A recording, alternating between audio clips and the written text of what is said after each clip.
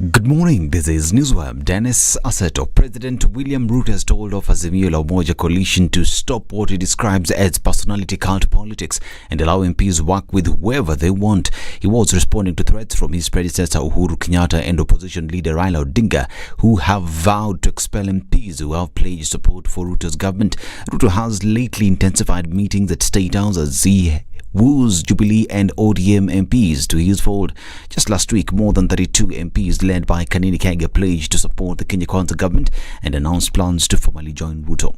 And Deputy President Rigathi Gachagua has told former Interior Cabinet Secretary Fred Matiang'i to stop having nightmares. He was responding to Matiang'i's recent claims that police had raided his home in Karen to arrest him. Matiang'i is among officials in former President Uhuru Kenyatta's regime accused of running a ministry that unfairly targeted political leaders, including the current President William Ruto, who was a deputy at the time, and Gachagua, who was a member of parliament. Several other leaders who supported Ruto were also targeted with arrest and corruption cases, most of which are now collapsing for lack of evidence. Now, former Nairobi Governor Mike Sonko has urged President William Ruto to fire his predecessor as he is peace envoy to the Democratic Republic of Congo and Ethiopia if he continues to disrespect him. Sonko said that Ruto should take action against those who continue to undermine him despite being legitimately elected into the country's highest office. He took a swipe at Kenyatta and Azimio leader Raila Odinga for continuously criticizing the current administration since they got into power, saying that they will not tolerate any form of disrespect. Sonko went on to say that as much as the Bible advises against seeking revenge, the head of state should consider giving Kenyatta and his allies a taste of their own medicine for having mistreated them when they were in power. An Anglican Church of Kenya Archbishop Jackson Ole Sapit has criticized the Church of England's decision to allow priests to preside over civil marriages of same-sex couples. The Archbishop accused the Church of England of secularizing the church by normalizing sin, stating that the Anglican Church of Kenya will not recognize its mother church decision to bless same-sex marriages. This comes after the Church of England allowed priests to bless the civil marriages of same-sex couples in a profound shift in the church's stance on homosexuality after a historic vote by its governing body. Ole Sapit, in a statement, has warned that the Church of England will become irrelevant and lose its identity unless it repents and returns to biblical teachings of the Bible. And Trans Nzoia Governor George Natembeya has highlighted challenges facing police officers deployed to deal with bandits. Natembeya revealed that the officers enter into what he termed as unholy alliance, whereby they give bullets to the bandits in return for food. The governor, who is former Rift Valley Regional Commissioner, said the police officers are paid the same salaries as their counterparts in other regions. Natembeya spoke during Thanksgiving prayer service in Nakuru, where he urged President William Ruto to look into the persisting insecurity issues in the region. And detectives are interrogating 4 university students believed to be part of a gang behind incidents of violent robberies in Ruai, Juja, Kayole and surrounding areas. This is after an undercover team of police officers based at Makadara, Ruai, Embakasi and Kayole in a joint operation arrested a 19-year-old Kenyatta University student. According to Directorate of Criminal Investigations, the arrest came after intelligence leads that he was part of a dangerous crime gang. Police say that the suspect led the officers to his 3 accomplices who are fellow freshers living at the Benson apartments in Juja container area. And US Africa Command has said it killed 12 Al-Shabaab fighters in a remote area of Somalia in support of the country's federal government and army. No civilians were injured or killed. AFRICOM said this in a statement, giving the remote location of the airstrike about 472 kilometers northeast of Somali capital Mogadishu. The US has provided ongoing support to the Somali government since President Joe Biden last year approved a Pentagon request to deploy US troops to the area in an attempt to counter the Al-Shabaab terrorist group. The approval to send fewer than 500 troops was a reversal of former President Donald Trump's decision to withdraw all troops from the country in 2020. In recent months, US forces have conducted a number of attacks. And finally, rescuers pulled more survivors from the rubble yesterday, 6 days after one of the worst quakes to hit Turkey and Syria, as Turkish authorities sought to maintain order across the disaster zone and started legal action over some building collapse. I'm Dennis Aseto. Good morning.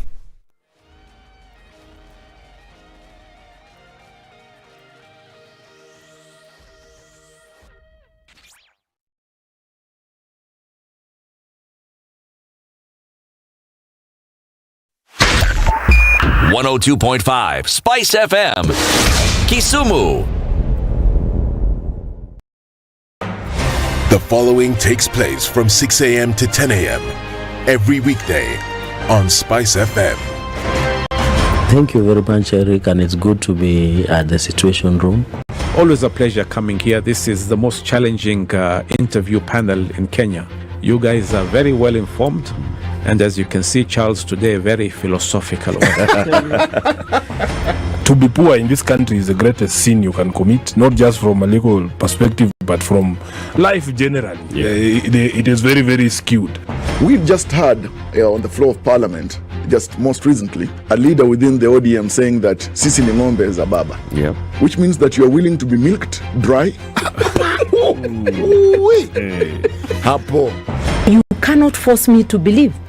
I'll give way. If it's land that I'm told to return to you, I will. Okay? Because the court has said so. But I'll continue saying, hawa watu wamenirusha. That's all that I'm doing. The Situation Room, Kenya's biggest conversation.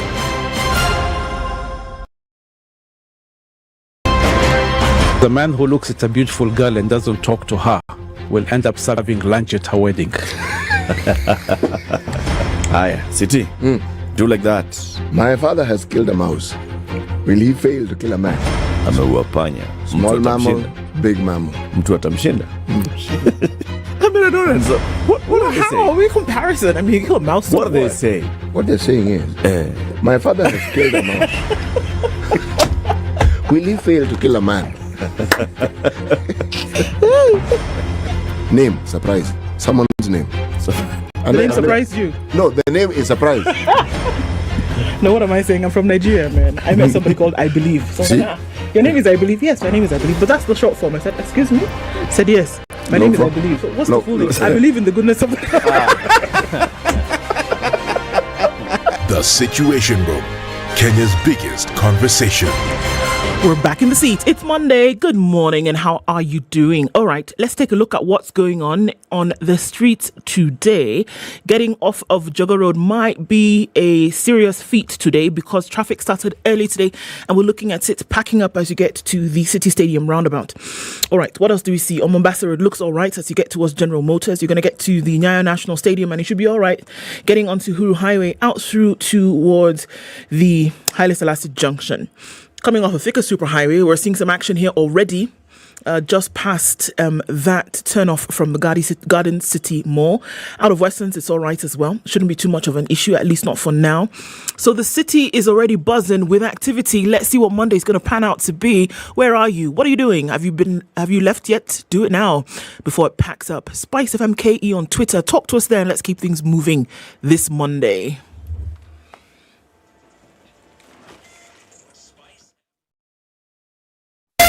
SpiceFM, Malindi.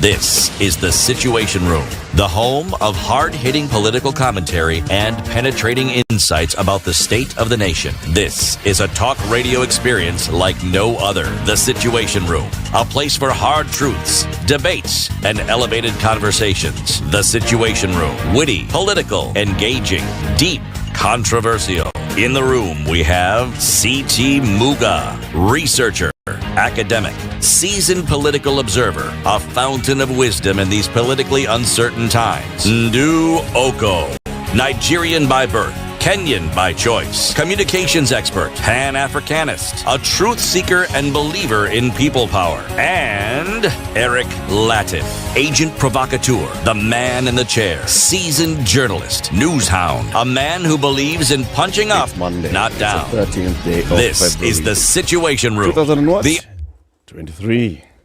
Welcome to a new week. Welcome to Kenya's biggest conversation. Ndu. Mambo. Hello. How was the weekend? It was all right. Yeah? You did the thing? I didn't, though. You didn't? So what did you do instead? Nada. Hey. It was easy. I chilled. Yeah. Nilikusalimia Mungu. Ulimsalimia? Tukaomba. Karudi. Kakula. Kalala. Kafanya kazi kidogo. Hiyo ndio kazi. Kula kulala. Usiku lakini. Kazi. Kazi ya usiku? Nifanya kazi. Usiku? Kwa nasoma. Very good. Tido. It's important. It's very important. Bwana Muga. Good morning. Good morning, man. How you doing? Very well, thank you. Welcome. Thank you. Walikuonyesha njia? Wajua uzuri leo hata hawakupita. Ulikuja tu straight. Ulikuja straight.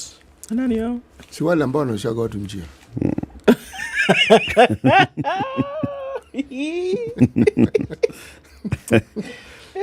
Ama kulikuwa na wengine si wale wale tu. Wanna know. Sijui? Okay. Haya. Ngoja. Eric, how are you this morning? Me, I'm fine. You're fine? Yes. Wonderful. Yes. How wonderful is yours? Marvelously stupendous. Very good. There's a song. Wait. You know the one I'm talking about? Sing it. No. There's a chorus. Sing it. Oh, how wonderful. Oh, how beautiful. Something. The Savior's love for me. Yes. Yeah, there's something like Oh, that. how marvelous. I know. Yeah. Anglican. Anglican? Inside. Hey, your Archbishop is not keeping quiet. Hey. Omo. Daddy said things yesterday. Yeah? Said, we are not... This thing, people We are not Church of England. Please. We are Anglican Church of Kenya. And we're not doing those things people are telling us, please. Associating ourselves from same-sex marriage. Not leave the church, sorry, not happening. But what's happening though in the Anglican Church has been at the forefront, even when it came to acceptance of gay priests. You know that this discussion and the division that you hear didn't start now. No, it started a while back. There's this conference they have called Lambeth. Yeah, the Lambeth conference, yeah. Where all the big bishops and archbishop types meet. Where the top kahunas. Yes. You know, it was one congregation. One. The issue of same-sex marriage and gay priests and so on, that thing divided. It split them nicely. Down the middle. Properly. The Africans said no. The Americans went and said, we are starting tomorrow. Yeah. They told them, you carry on. North and South, once again, this time displayed in the church. Yeah. Isn't it interesting that when you see the conflict, it's always North and South? Yes. North and South, yet again, in the church. The Africans were, they you know, this one of no blinking, just saying no. And not this issue of, well, you know, yes, you're the one who introduced us to the religion, and so therefore nothing. So therefore we owe you some kind of allegiance. Nope. That one, no. If you guys have room for it, you carry continue having room for it. But you carry on. No. So Jackson Olisapit now entrenched that, said, no, please. Actually, the people who are most vociferous about it were the bishops from Nigeria. Those ones are always. Always, from the very beginning. From the very beginning. They shot from the hips from day one and didn't mince their words. Ghana followed suit. You know, sometimes these divisions are important. Remember, the Church of England was part of the Holy Roman Catholic Church. Yes, it was. It's born out of division. Yes, thank you. King James split from the Catholic Church and decided to form his own religion. Yes. Well, his own church. His own church. His own Catholic Church, just not based in Rome. Yes. Because you see, the term Catholic simply means all-encompassing. Okay, but the Roman Catholic Church, kanisa takatifu, like Roma, Warumi. Okay, now that one, again, those issues have always been there. Now, when you talk of a presbytery, It is somebody believing that this holy book that we have, we believe the manner in which we should propagate it is this division. The other one say the format and the method by which you're going about these things is completely off. We believe that this is the format you should follow. Another one. But the good thing is they still believe in the same God. Yes. Yes. Well, this one, it has gone. Anyway, let me tell you what we'll be discussing today quickly before Ndu tells us about COVID and the numbers. Let's talk about politics and development, particularly in the Lake region. You know, that has been a whole conversation. Oh, is it politics? Is it development? Can politics and development then work together? Can you meet a president to discuss politics and not discuss development, or vice versa? Odoyo Owidi is a former chairman of the Lake Basin Development Authority and is now a politician on the fringes. He'll be here with us at 7 a.m. to have a conversation about this, balancing politics and development in the Lake region. At 8 o'clock, let us talk about the ongoing drought, the plans that have been in place by government to distribute fertilizer to farmers, distribute seeds and all, and supporting farmers across the country. The Principal Secretary in the State Department for Crop Development in the Ministry of Agriculture, Harsama Kello, joins us at what time that? 8 o'clock. 8 o'clock. This is the man who's been in this sector for a while, okay? Before he was appointed the PS, well, he had resigned first to go and vie for governor of Marsabit County. But before that, he was the boss of the overall food body in the country, the Food and Agriculture Authority. The Agriculture and Food Authority. Food and Agriculture Authority. It's AFA. Authority of Food and Agriculture. FAO. No, that's different. FAO is with the United Nations. And this one is? It's only for Kenya. FAA. Authority. Okay. So, okay. Hi, tell us about When you say COVID. authority, I thought it was authority than O. Yeah. Oh, that's not that authority. See, not everything needs to have an O, I bet. 677,600,631. That's what COVID numbers are looking like around the world. And we're bang on 10% of those, unfortunately, having resulted in death over the last 2.5 years. Okay, so 3 years and 1 month. Okay. So we're looking at in timelines in terms of COVID. That's if we're looking at the general population, rather the larger percentage of the world, not Kenya, not the United States, not Australia, not South Africa, not Nigeria. The world basically has said COVID is over. Right? We have governments every day dropping COVID measures like hot potatoes. The United States the other day, the day before that, a few months before that, China doing the thing. Some of the Western European nations a long time ago had not even continued to look at COVID. Here in Kenya, if you're coming into the airport, they say, where's your COVID certificate for vaccination? You look through your phone, you can't find it, say, okay, go. So, I mean, it's been like that. Nobody's really concerned anymore, per se, about that, except for a group of people on the globe. People above the age of 80, whose immunity, because of age, has dropped significantly, are in a group that a latest study has shown that are really, really at risk when it comes to the infection of COVID, specifically because of the variants that we are seeing today. And they're really worried about how this will affect them because of long COVID. That it keeps coming, they get better, it comes back, obviously because of low immunity levels. So they are saying that these folks, they probably need to look at having them vaccinated every 6 months to kind of keep it at bay. And what this does is that it reduces the severity of the symptoms, as opposed to saying you won't get sick at all. Because of your immunity being low, the likelihood of you getting sick is higher. So what they're saying is, let's boost these people every 6 months. And so if they do get it, they will not suffer as much. So that is interesting, that even as the world is saying goodbye to COVID, there's a group of people who not so much. So it's interesting to keep that in mind. That's what it looks like for COVID this morning. Okay. It's 20 after 6. Happy New Week, everybody. Are you online? Let us know where you're tuned in from. We are live streaming the show on Facebook and YouTube. Let's take a look at the weather. We'll be acknowledging your presence shortly. This is the Situation Room, the only way to start your day.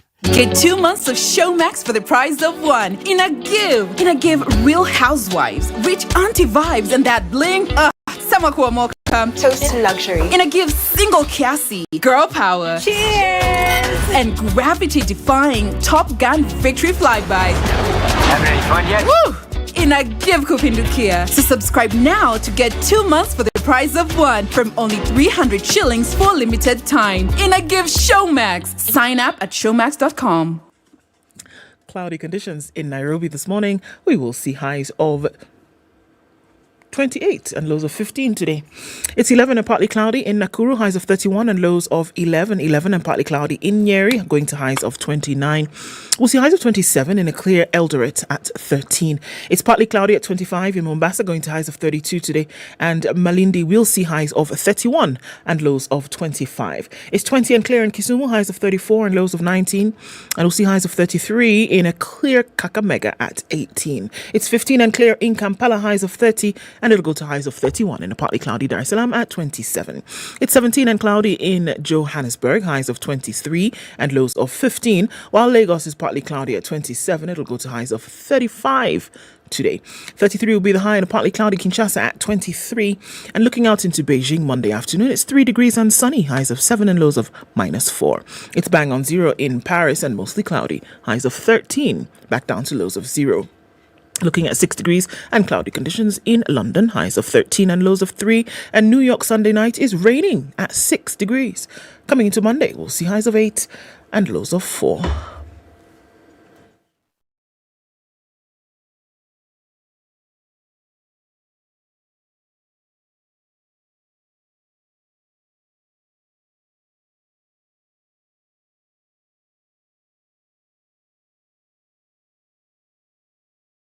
Mature, intelligent talk every morning. Spice up yourself.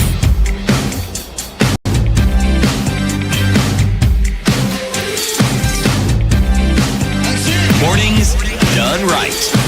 94.4 Spice FM, Nairobi. Hey, sorry. Okay. Henry Malumu is awake, clearly, and says, thank you for the show and the news. You're hanging out with people, but you're in Darajani listening to the show. Good morning to you. Teacher Bunde says good morning, tuning from Gong. He said he likes CT's Proverb segment. Thank you, sir. Thank you. Peter Wagongo. Good morning, beautiful Ndu. Gentle Latif. And Big CT. So CT, the Anglican Church is the Catholic Church of England? No, it is not. The Anglican Church is not the Catholic Church of England. I don't believe you said that, did you?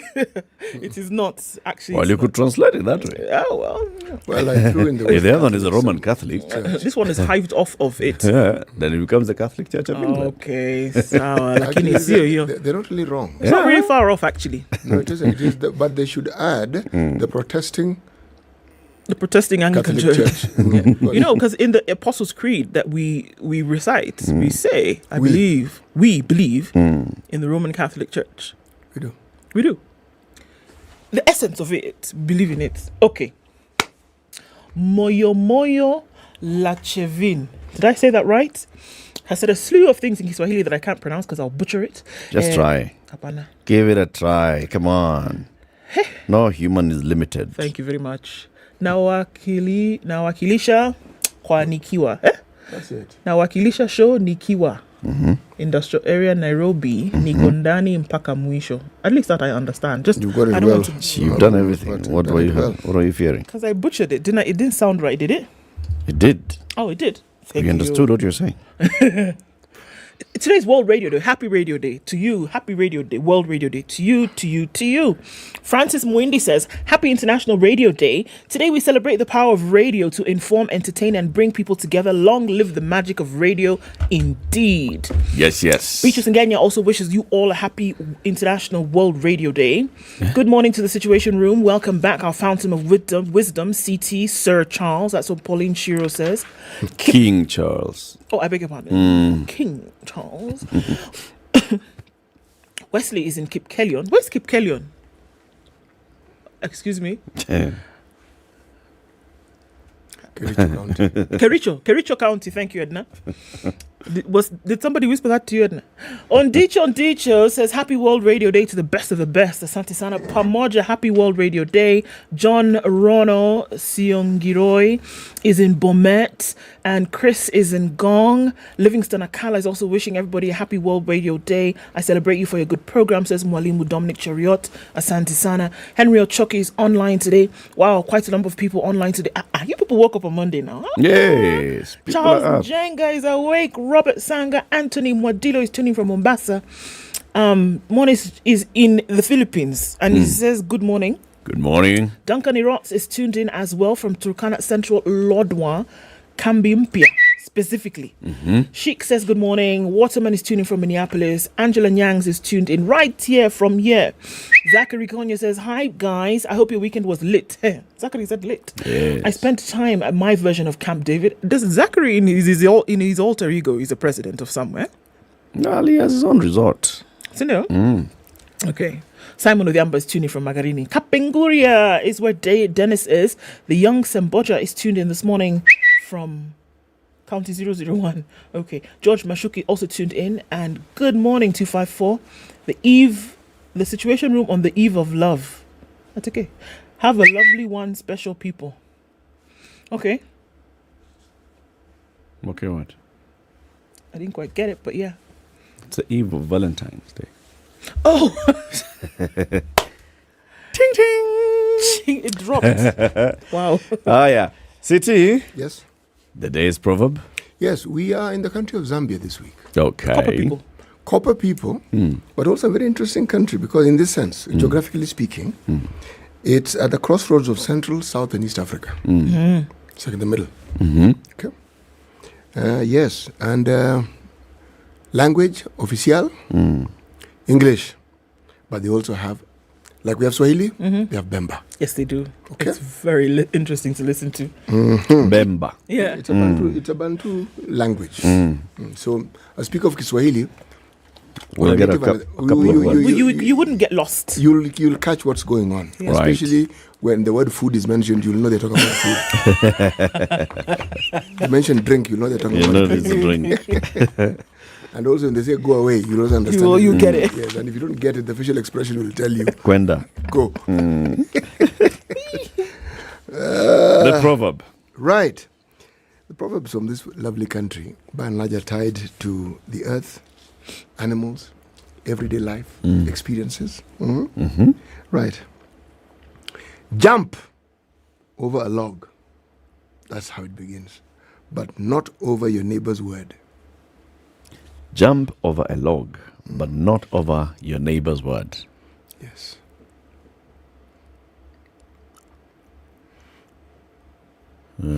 You've come across these individuals who, when you speak, they must add something to it and change the whole story and make it theirs. And in fact, that's what I was saying. Yes. Before you actually said, that's what I meant to say. Yes, those ones. Took the words right out of my mouth. In fact, thank you so much for saying what I was about to say. Thank you. Yes. Even those people who... Thank you. Yes.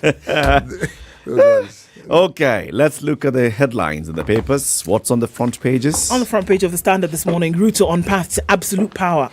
It sounds like a horror movie. President William Ruto's plan to control Parliament is evident with moves to co-opt members from the opposition.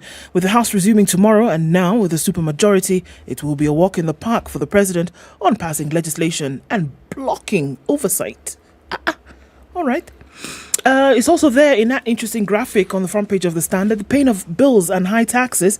Government officials have been shouting loud on why Kenyans need to pay taxes. However, not the same effort is applied when it comes to paying pending bills that are crippling businesses. 603 billion shillings or more. That's how much they owe in pending bills. Raila dares the IEBC to open the service for the poor audit. Quake, of course, looking at, again, there's terrible numbers, terrible situations of people being rescued days out later and still alive. Babies, women, men. The death toll very high, but arrest warrants out for officials of in terms of warning systems. Uh-huh.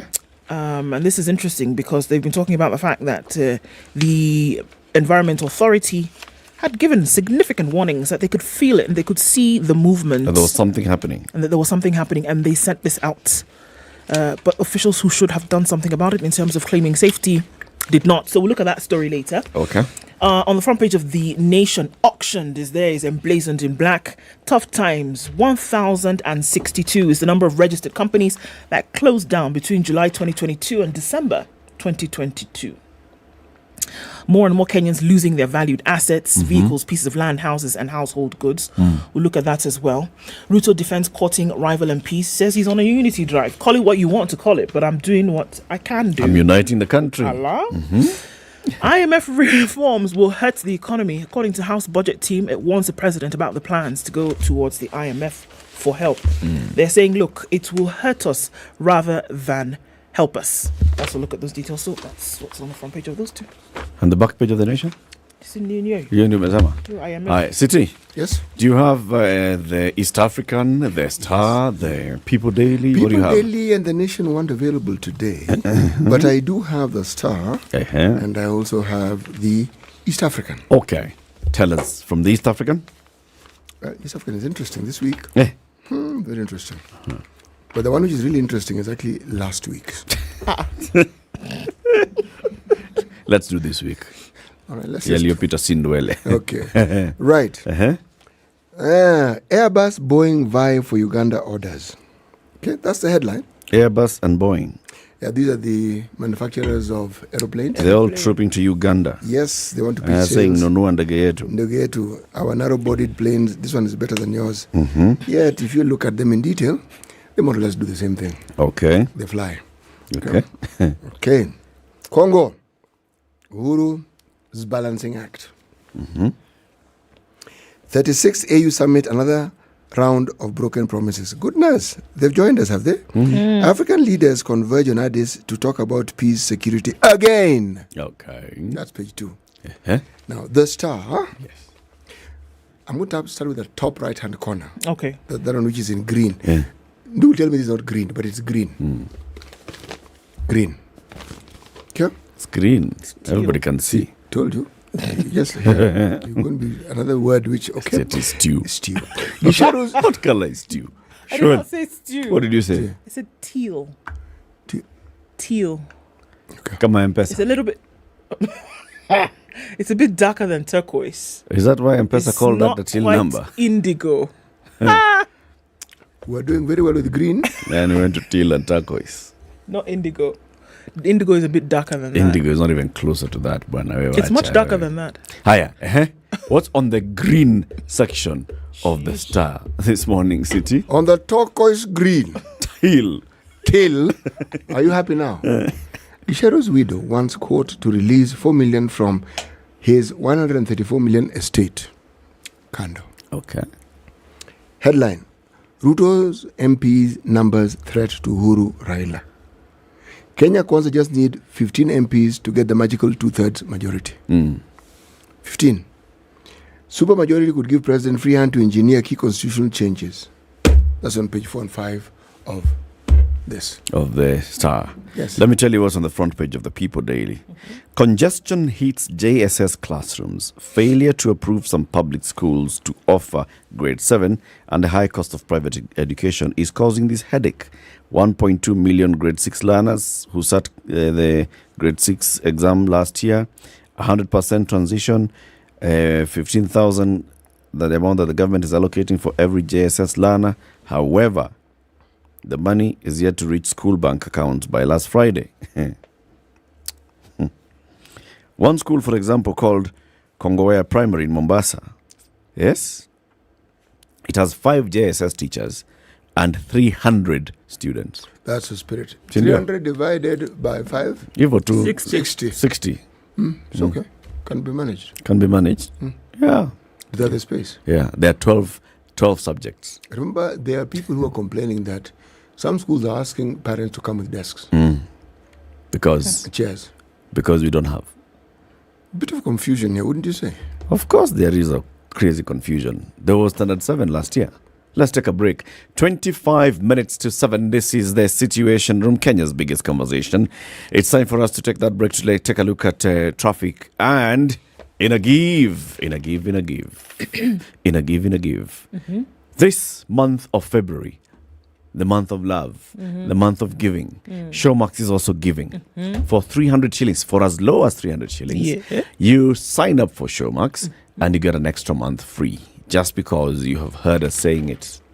Sign up, go to www.showmax.com, look at the packages that they have, and you sign up for any of them, you get an extra month free. It's all the best entertainment that you can ever think of. Let's take a look at traffic. This is the Situation Room, the only way to start your day. The man who looks at a beautiful girl and doesn't talk to her will end up serving lunch at her wedding. City, do like that. My father has killed a mouse. Will he fail to kill a man? Ameua panya. Small mammal, big mammal. Mtu atamshinda. I mean, I don't know. What are they saying? How are we comparison? I mean, you kill a mouse. What are they saying? What they're saying is, my father has killed a mouse. Will he fail to kill a man? Name, surprise. Someone's name. The name surprised you? No, the name is surprise. No, what am I saying? I'm from Nigeria, man. I met somebody called I Believe. So your name is I Believe? Yes, my name is I Believe. But that's the short form. I said, excuse me? I said, yes. My name is I Believe. So what's the full name? I believe in the goodness of God. The Situation Room, Kenya's biggest conversation. All right, what's it piling up to be this morning? Still looking at just the beginning of traffic in many parts of the city. It's building up on Jogo Road, however, and we're also looking at a little bit of traffic that's built up on Imara Dime, that drift heading out towards General Motors. Nothing too crazy though, but it does look like it's going to get quite busy. Gong Road already piling up as well, and there's a beehive of activity on the Thika Superhighway, heavy coming in from that Allsops Junction, and even way beyond that, I think it's trailing along very slowly coming out from Safari Park and then heading out. We're going to see it's then touching on Muthaiga Square coming into the city. Muranga Road already looking busy, and Gara also crazy already as well. James Gishuru is piling up. If you're heading in that direction, you might want to get out now before it goes red. Yes. Talk to us on SpiceFM KE on Twitter.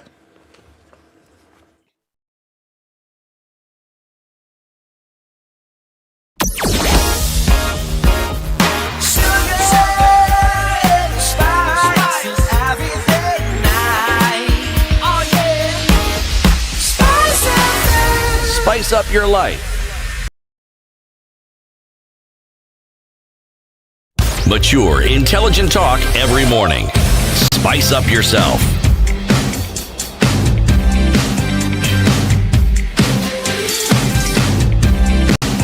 All right, 22 to 7. Let's look at the 94 point peak. Auctioned. Okay, that's the headline in the Nation today. Yes, it is. Very good. Stuff to be worried about, isn't Very it? good. More and more Kenyans are losing their valued assets, vehicles, pieces of land, houses and household goods. Landlords, banks, SACCOs, Shylocks, online lenders are going after folks for defaulting on loans and payments. It's the high cost of living highlighted by the runaway inflation is not making life any better for borrowers. And for many Kenyans, it is just a matter of when, not if, the auctioneers will come knocking. That it doesn't look like it's getting any better. You owe money to a facility, to an individual, to whatever it is. And because there's not enough room for you to wiggle around with the shilling, you end up being in default. And so folks are going to want to come for your stuff.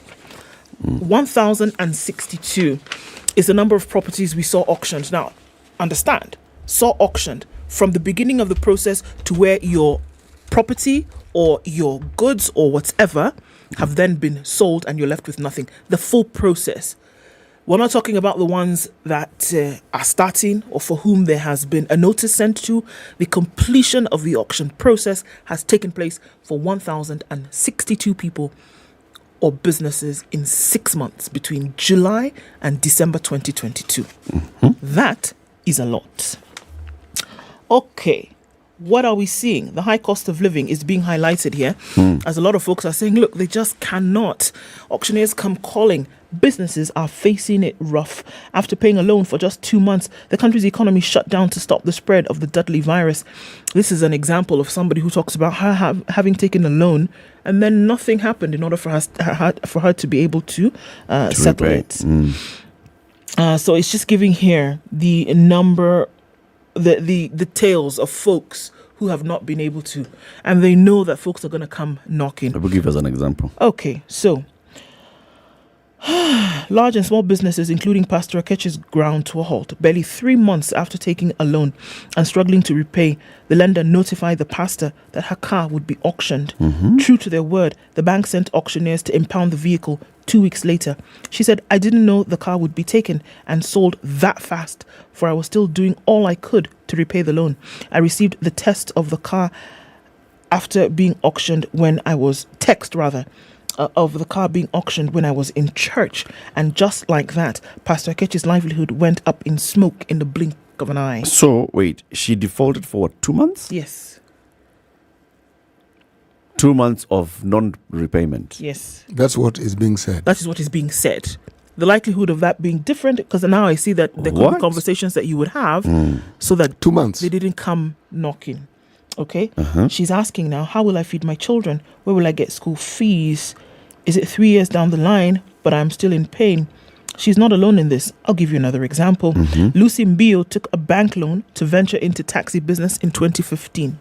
She had big dreams. That year, the US-based online ride-hailing company Uber had just launched in Kenya, opening new frontiers for many drivers. The business, she hoped, would offer her handsome daily returns and enable the repayments of the loan that she took to buy the vehicle. 3 years later, her dream evaporated as the car has been auctioned by the bank.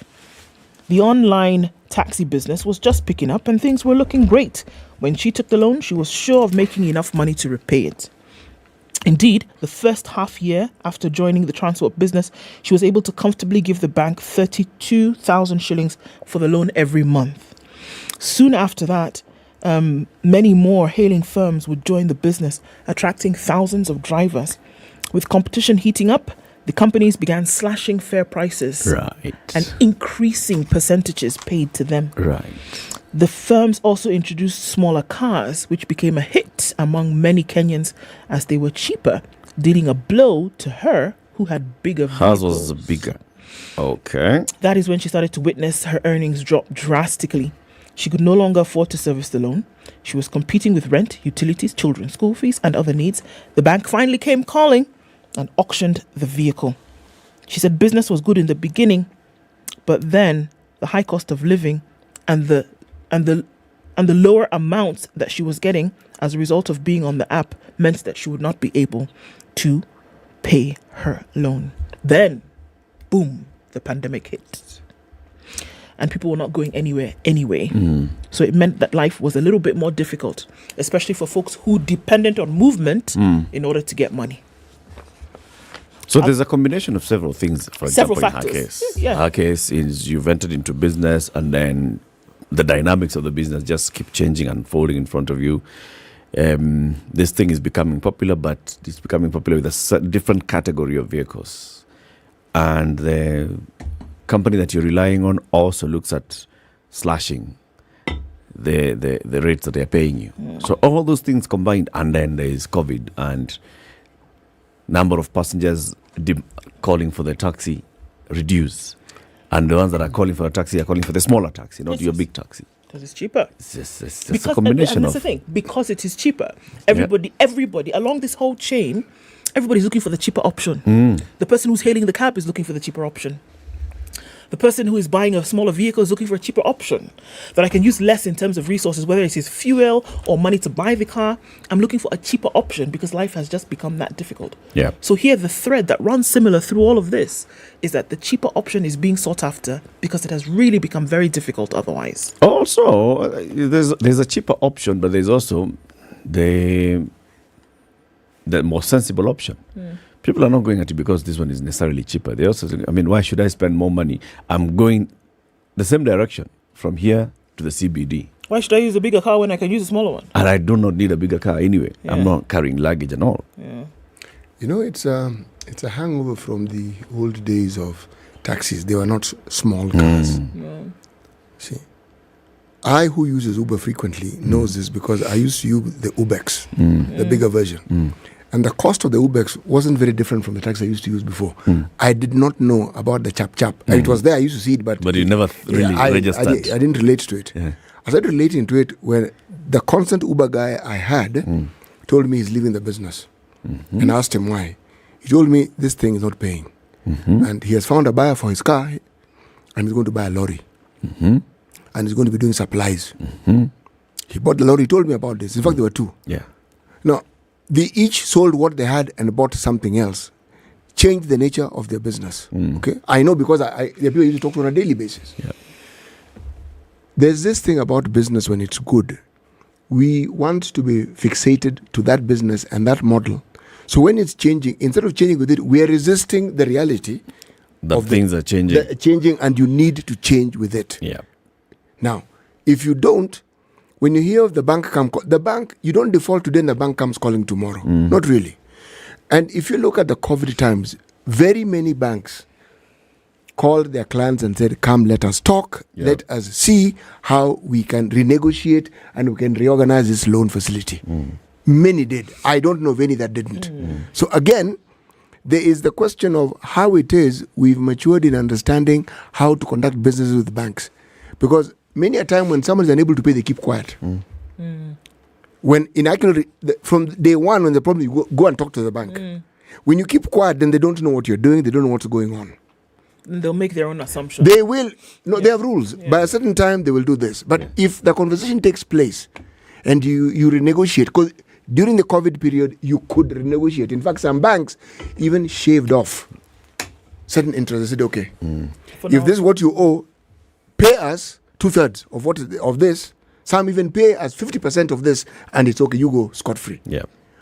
What I'm saying is, there are very many tales of woe in which you can actually see it doesn't matter what this person did, nothing was going to change. The business was going to go under. But there are also very many others where you realize the knowledge and understanding of how to change with the times is what was the culprit here. Okay? Yeah. Because had they changed, or had they, again, now, this is we go to the banks, you're my banker. Is it not you who understands money better than I do? Then they'll tell me, but if you don't come, how can we talk? This is what's happening. How do we work around this? Yes. So that I can continue repaying. Yes. Hi. There were several needy learners who were staring at the prospects of missing out on Form 1 admission of a lack of school fees, but now they're breathing a sigh of relief after well-wishers came to their aid. Some of the needy learners were featured by the Standard, and they drew the attention of some well-wishers. In South Mugirango, MP Silvana Osoro's program Osoro Care Club sponsored 700 needy students whose prospects to join Form 1 had been deemed by the hard economic times. Program, which is 80% sponsored by the area MP, aims at mentoring beneficiaries through their 4-year period in high school. In Kitutu Chacha South, area MP Anthony Kibagendi sponsored 72 needy students to join Form 1. 42 girls, 30 boys joined St. Angela Sengera Secondary, Alge Komoni Secondary, and Cardinal Otunga Mosocho. So this is basically highlighting the story that was on the front page of the Standard last week, looking at the very many cases of needy students who've scored very high marks, have been given admission to schools, but they are unable to join the schools because school fees. And of course, it was raising that whole question of what do you mean? And why is it that such bright students would actually be off the radar of all these bursaries? From the national bursary to the county bursary to the CDF bursary to the corporate bursaries, all of them, and you find somebody who has scored over 400 marks and is not able to get it. Is not in the list of any of the bursaries. Questions. Again, if you look at this MP, so say Anthony Kibagendi, new MP, he is sponsoring 72 students to join Form 1. Now, whether it's him directly or him through CDF, it's a whole question. But is he paying the full fees for them? Is he able to pay the full fees for them through the 4 years? Why do we get here? There's something we've set in motion over time in our politics, and you will find that the very thing we're discussing is not the same thing that people who are in opposition to actually help are discussing. You'll find boards of organizations, whether it is organizations that offer assistance. You understand clearly that the mandate is to help needy, and needy is described quite well. People whose parents cannot afford to pay the fees that is required. But what you will find, whether it's at the CDF level or whether it's on boards of some of these institutions that offer assistance, is that people will choose people who are close to them and people whom they feel they need to do a favor. If it's on the political front, they will look for people who support them and they'll help those. Whether they're able to pay is not the issue. These are their supporters. These are their people. Then there are those who look at the amount of money that's available and decide everybody should get 2,000 shillings. Meaning as many people as possible. So the question is, what are you supposed to do with these 2,000 shillings? I'm not saying... How far does it take you? What does it do? It does nothing. Precisely. That's the truth of the matter. Yes. That is not even enough to transport you and said guardian, parent or whomever from your home to the school premises. For day one. Yeah. Sorry, and even if you're talking about institutions that the politicians do not have direct influence over, they will want to have influence over it. They will want to have a say as to, and they will decide who they feel should get the money. Yes. And yet the criteria is clear. Or if you walk into the office, just like you're saying, if you happen to be a friend of theirs, oh, well, you know, my guy, I know somebody who needs something, and somebody writes you a check on the spot. On the spot. From CDF funds. Yes. So then you ask yourself, wait a minute. Those who are in dire need, like these many pictures that we saw last week. I mean, look at social media. And there are many. Yeah, look at social media in the last 1.5 weeks. Always a story, this, the other. Somebody can't. I mean, so then, and this, for me, that's why I said, look, this fund, there needs to be one fund. Yeah. One fund. President, CDF, bursary, a constituency, county, everybody has their own.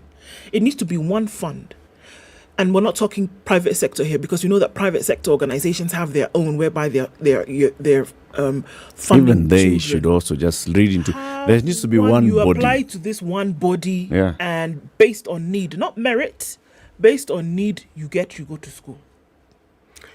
You know, I had in the school in which I was a immediate former chairman of the board of management. Man, if there's one thing we had in plenty was fees arrears. That one we had in abundance. It was a constant. And it just kept increasing. 2/3 of the students didn't pay fees in one way or the other. We got a new headmistress. Now this lady was really chap. She looked at all avenues. Within the first year that lady was there, those fees arrears had been eliminated. You know how? What? Yes. She actually got the county bursary fund. Yeah. She got the students to apply. They applied. They all got. So what was happening before? Was it lack of That's awareness? the question I have asked repeatedly. The previous heads, were they just focusing on CDF, or were they not realizing that you could actually get money? More avenues. This headmistress, I believe, was more knowledgeable. This is really where I'm going with this. And she knew exactly who to talk to, how to talk, and what to do. Because they applied, and no one who applied did not get. They all got. So, what am I saying? Sometimes you'll find some of these funds are not even used. Yeah. Like this county money, some of them sit there. A lot of county funds that are supposed to be for this purpose Just sit there. They sit. They're not used for the purpose that they've Yes. intended. But this is where the issue comes in. I mean, there is a Department of Education in a county. Yes. There's a CEC, there's a chief officer, there are directors. That works. Right? And they know that this is what we are supposed to do. They do. The government is a political being. I mean, the governor. Yes. And the deputy. Yes. And they know the more we disburse this money, the more in touch we are with our people. We have ward administrators who report directly to the governor. How is it possible? You know, you're a kind man. Eh. You're a generous man. Wow. You're a considerate man. You assume the people in political leadership think the way you think. That's what you think. And you think that the people who report to them think the way you think. If they did, why would we be having this discussion? Because by the time someone is appointed, they have expertise. It's not as though they look for the least qualified person to give the job. They give qualified people. But it's not that they don't have the capacity. They do. Their interests are different. These are not the very purpose for which they were employed is not their co-mandate. Their co-mandate is something else. Different. Yes, there's a competing interest that always takes on the lead. What they're supposed to do, they don't do. That's why we are talking about these gaps. Because the money is there.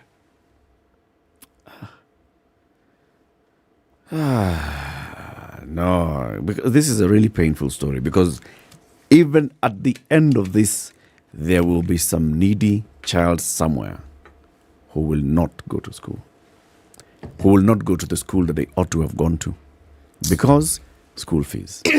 Or there's a needy child somewhere who's reported to Form 1 because of all these hula baloo, they were featured, they go to Form 1, but Form 2, Form 3, they may drop out. My friend, there'll be a lot of noise and you'll hear of people coming.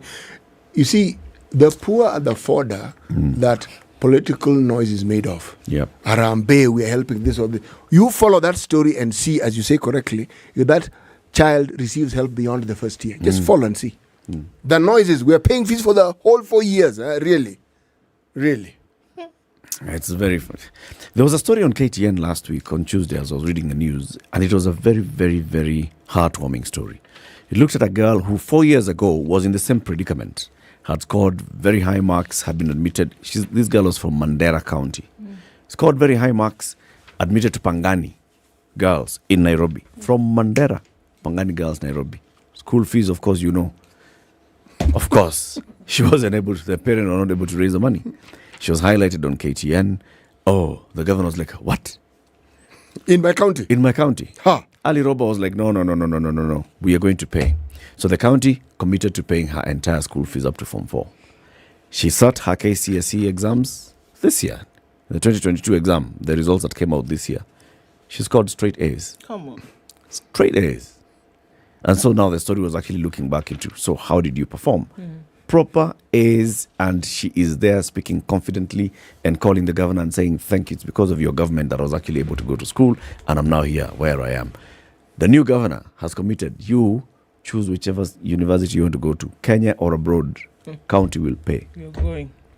Eric, this is against a backdrop of one governor, the immediate former governor of Kwale, who was doing this for all the students who needed everybody. All. No, not one, two, all. How was he doing it? Very true. That How? In Kwale County, there were no students who needed bursary and they didn't get. Yep. So how was he doing it? How did he manage? Or are we trying to say that, okay, what, population? No. No. Forget the story of population. It wasn't. There's a story of a young lady we highlighted here and there. It had been highlighted before, a young lady by the name of Nelly Cheboy. Remember her? Yeah. Okay? Now, she went through similar processes and got educated. Yep. Now, it's a story worth highlighting because that young lady went to excel in the US and then came back home.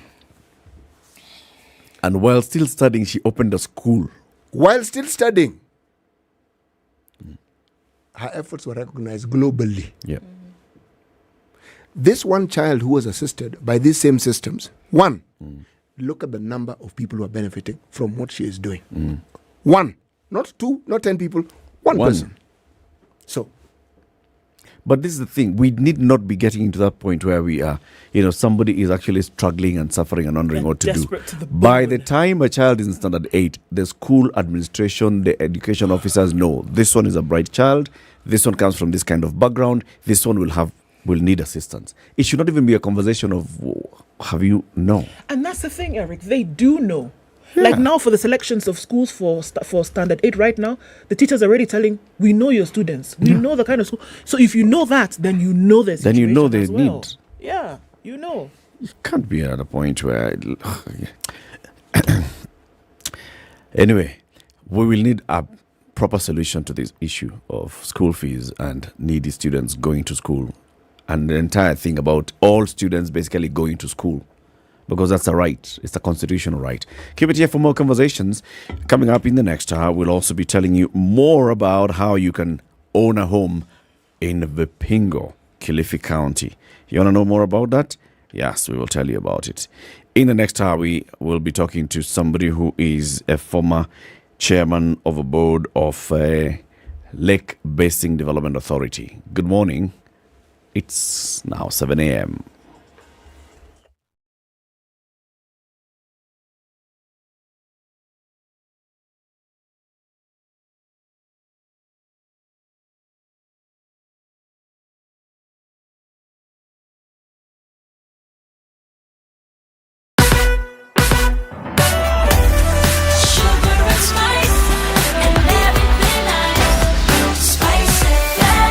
spice up your life.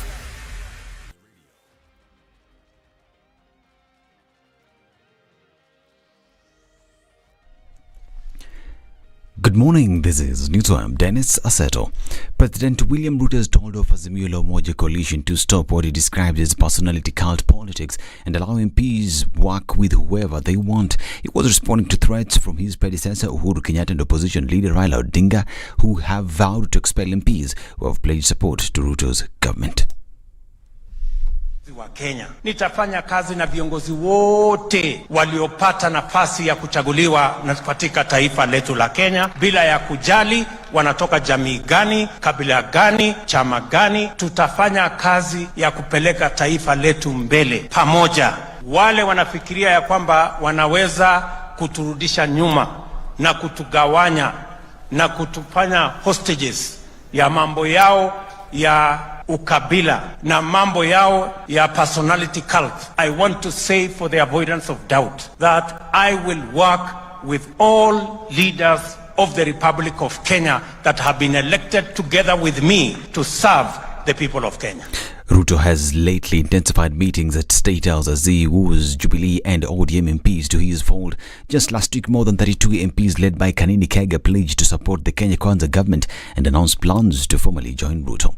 And Deputy President Rigathi Gachagua has told former Interior Cabinet Secretary Fred Matiang'i to stop having nightmares. He was responding to Matiang'i's recent claim that police had raided his home in Karen to arrest him. Hao watu wanajifanya wameshikwa. It is a very simple thing you don't understand. These people are having hallucinations and nightmares. They cannot sleep because walitumia askari kuumiza watu. Sasa yeye akiona askari anakuwa na nightmare. The police service we have is a professional police service that has no time for politics. The police service we have no time to go and raid a house at night. The police service that we have itafanya kazi kulingana na sheria. So that police service mlikuwa mnaongea juu yayo sio hii yetu, ni ile ya zamani.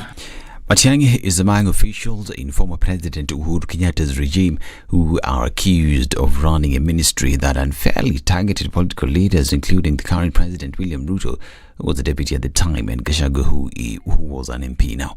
Former Nairobi Governor Mike Sonko has urged President William Ruto to fire his predecessor and his peace envoy to the Democratic Republic of Congo and Ethiopia if he continues to disrespect him. Sonko said that Ruto should take action against those who continue to undermine him despite being legitimately elected into the country's highest office.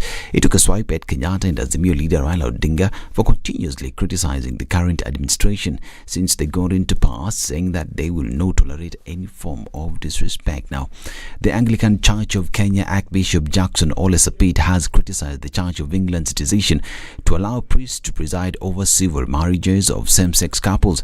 The Archbishop accused the Church of England of secularizing the church by normalizing sin, stating that the Anglican Church of Kenya will not recognize its mother church decision to bless same-sex marriages. This comes after the Church of England allowed priests to bless the civil marriage of same-sex couples in a profound shift in the church's stance on homosexuality after a historic vote by its governing body.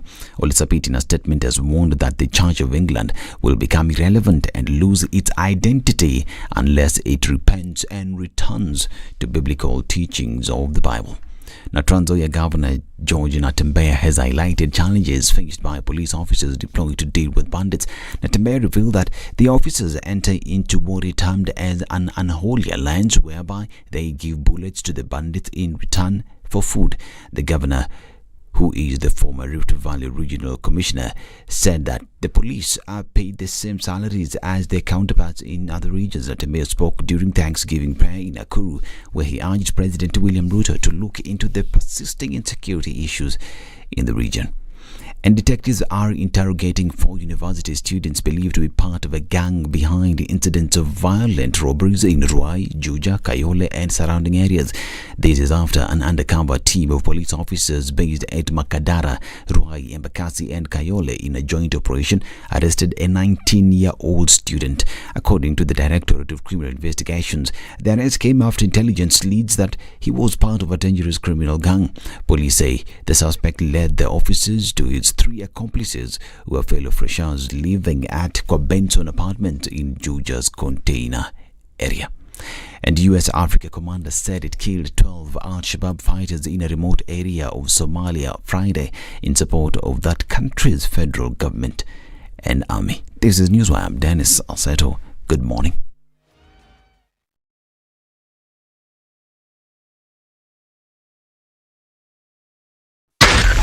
SpiceFM, Nakuru. All right, a few minutes after 7 o'clock, and we're looking at traffic heavy coming off of Jogo Road, and that'll take us into the city. That's normal. Gong Road also pretty busy. Naivasha Road doing that thing now, connecting with Gitanga and then heading into Lavington. We're looking at some traffic then coming off James Gishuru, and it's spilling over to Wayaki Way. Busy coming out of Westlands into the CBD. On the Thika Superhighway, heavy traffic. If you did not leave about an hour ago, you're going to be stuck in traffic that is well beyond KU at the Roiro bypass is where traffic starts on the Thika Superhighway this morning. So that is not fun, not this morning. We're looking at traffic also on Limuru Road here and there, but nothing too terrible right now. The Thika Superhighway is what's going to kick it out of you this morning. Talk to us about where you are. SpiceFM KE on Twitter. Let's try and keep things moving. Bumper to bumper on Juja Road, all that stretch heading towards Pangani. There's a massive traffic snarl up. Not quite sure what's causing that this morning, but it doesn't look pretty. Talk to us about an alternate route, and we'll spread the word on SpiceFM KE on Twitter.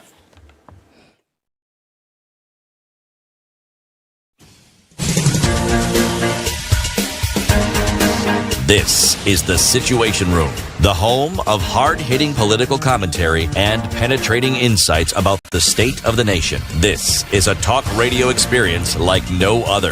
The Situation Room, a place for hard truths, debates, and elevated conversations. The Situation Room, witty, political, engaging, deep, controversial. In the room, we have C.T. Muga, researcher, academic, seasoned political observer, a fountain of wisdom in these politically uncertain times. Ndu Oko, Nigerian by birth, Kenyan by choice, communications expert, Pan-Africanist, a truth seeker and believer in people power, and Eric Latin, agent provocateur, the man in the chair, seasoned journalist, news hound, a man who believes in punching up, not down.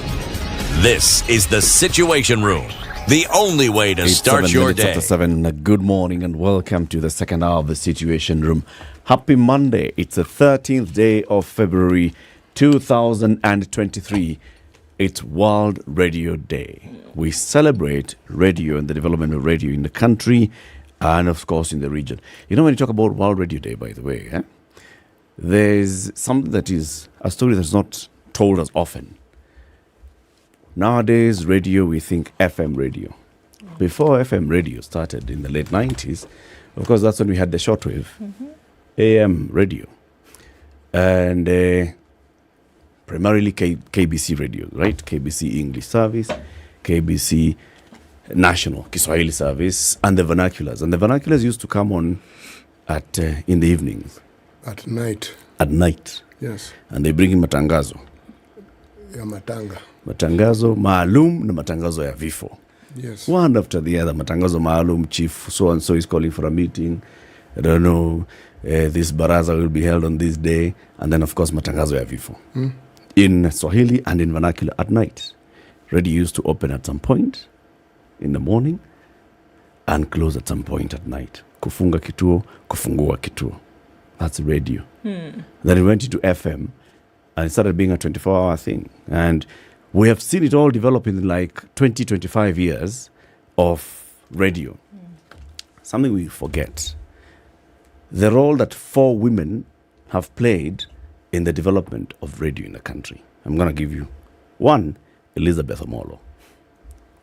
Elizabeth Omolo works in KBC, right? She did. She was Shangazi, giving children stories. She was a broadcaster. The first FM station that went on air in Kenya was Metro FM, owned by KBC. Elizabeth Omolo was the founder, programs manager at Metro FM. She trained the people who started. She went on air with the radio, 24 hours. People looked at it and they, could not understand what it was. But Elizabeth was right there at the forefront, not given her prime of place. This first the second radio station that went on air was the first privately owned radio station, Capital FM. Linda Holt is the second woman we need to celebrate. She started Capital FM. Completely new idea of foreign idea of radio in Kenya. Completely foreign. With this capital muzungus and talking and broadcasting and playing kind of music, and everyone's wondering, what on earth is this? And having beautiful bass, never seen on radio before. There you go. You know? That's beautiful. I danced in my parking when I first tuned into When you something. first tuned into something new, and you're wondering, this is a new radio, right? Yeah. Capital FM, Linda Holt, ought to be recognized on this World Radio Day. The first all religious radio station that went on air in Kenya was Family FM. Family FM in 1999 was started by a couple, Leo and Annika Slingerland. It's still on air. What's it called today? Radio 316. It's Radio 316 now. Annika Slingerland was the founder of Family FM. The late Annika, the wife to Leo Slingerland, started the first 24-hour Christian radio station. And it was madness. 24 hours of gospel. Yep. What's it going to be? And the music was amazing. It was a different kind of music. It had a different kind of feel. And it went on air. The first vernacular, 24-hour vernacular radio station in this country was Kameme FM, started by Rose Kimodo. Had been a seasoned executive in advertising, new broadcasting, journalist by training. She started this 24-hour Kikuyu station for 24 hours. What are you talking about? What you going to be playing? And it was so popular that it was just among the top radio stations in the country within a very short time. Those four women, as we celebrate World Radio Day, those four women deserve a clear mention. Elizabeth Omolo, Linda Holt, the late Annika Slingerland, and Rose Kimodo. Others have come since then. But these four, when you talk about pioneers of FM in this country, those four are the undisputed pioneers. Kabisa. We have a guest in the studio. His name is Odoyo Owidi. He is a politician, as he'll tell us. He's a former chairman of the Lake Basin Development Authority. We welcome him the way we welcome all our guests in the studio. CT, the Proverb. Our Proverbs for the whole of this week are from the country of Zambia. Okay, the country that is at the crossroads of Central, Southern, and Eastern Africa. Right in the middle. Jump over a log, but do not over your neighbor's word. Jump over a log. Yes. But do not jump over a neighbor's word. No. Wow. Odoyo Owidi, good morning. Good morning, my brother. Welcome to Kenya's biggest conversation. Thank you. And the hot seat of the situation. My first time here. Let me see. This is it. That's the hot seat, what you're occupying. But make yourself comfortable. You're a politician. You're used to the heat. Thank you. Yeah. This proverb is from Zambia. You've heard it. I've heard it. Jump over a log. By all means, jump over a log. But do not jump over your neighbor's word. What does that mean to you? A long time ago, a friend of mine was driving ahead of me home. Somebody came out of the bush and struggled to stop him. He refused. Kumbe, a tree was being cut. He ignored the word of that man, went, and the tree fell on the car, and we had a funeral. Wow. So I think it's just right. Do not ignore your neighbor's word. It could be a warning, a well-deserved warning that would save your life. Do not ignore. Do not ignore. You can ignore a log and jump over it. But do not ignore a neighbor's word. No. Heed the neighbor's counsel. Absolutely. It's a good way of looking at it. Very good way of looking at it. Although you describe yourself as a politician, what does that mean? What's a politician? What does it mean? I think I need to talk about what it means to me. Yes. Within the society in which we live, politics controls basically everything. And there are many types of politics depending on who you are and who you choose to be. When we play politics, we want to determine and control our lives and the lives of people who depend on us and the people we love. Kenya in particular, politics determines so many things. Until these days, politicians determine your life. For example, today in Kenya, we have the Republic of Kenya and the Republic of Luo, complete with a government, complete with the law enforcement, albeit jungle law. It's complete. If you be punished, you can be jalangoed anytime, and you get back into line. That is the type of politics around there. That is the type of politics that has made me. That is the type of politics that I want to talk everywhere I go, because it needs to change. So what type of politics are you practicing? I'm practicing the politics of changing bad politics. Okay. So we need to define what is bad politics. Absolutely. What is bad politics? I have just given you an example of bad politics. Politics in which the largely vulnerable and informed masses can be controlled into believing that their real enemy is actually their savior. And they go with him and go until such a time that it is too late to save anything. What do? I need to let... cryptic. Huh? Just okay. Speak. Say directly what you're saying. What are you saying? Because I'm not understanding. Yeah. What I'm saying, I am a man who comes from Luoland. I have realized there's politics in Luoland which has created the Republic of Luoland, complete with a government, with punishment system, complete with a president, complete with taxes, complete with everything. Okay. And how is this sustained? That is also a question that probably the people who have not studied the lines along which I have may want to ask me. Who creates this? Who created this Republic of Luoland? And who's in government? I have to come and tell you who is the president of the Republic of Luoland. Yes. The president of the Republic of Luoland is Raila Odinga. And the government there is the ODM government, complete with the leadership. Okay. And I told you it is complete with enforcement and albeit jungle system. For example, there was a time when ODM had a chief executive called Magarel Langat. The day he was fired, they used their trademark jungle law.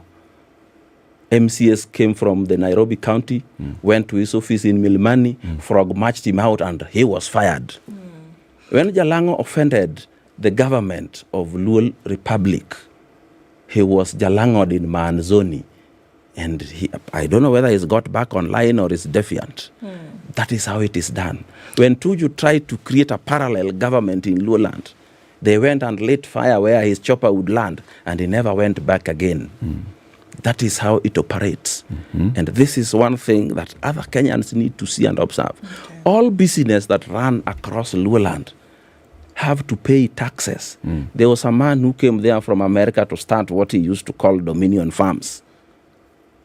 He gave an interview to one of the media houses and said he used to pay taxes from time to time, but reached a day they wanted like 400 million. And he said, no, I would rather take off my investment and go and start afresh. And left 2,000 plus Luos jobless in the neighborhood. You speak of these things as though they irritate you a little bit.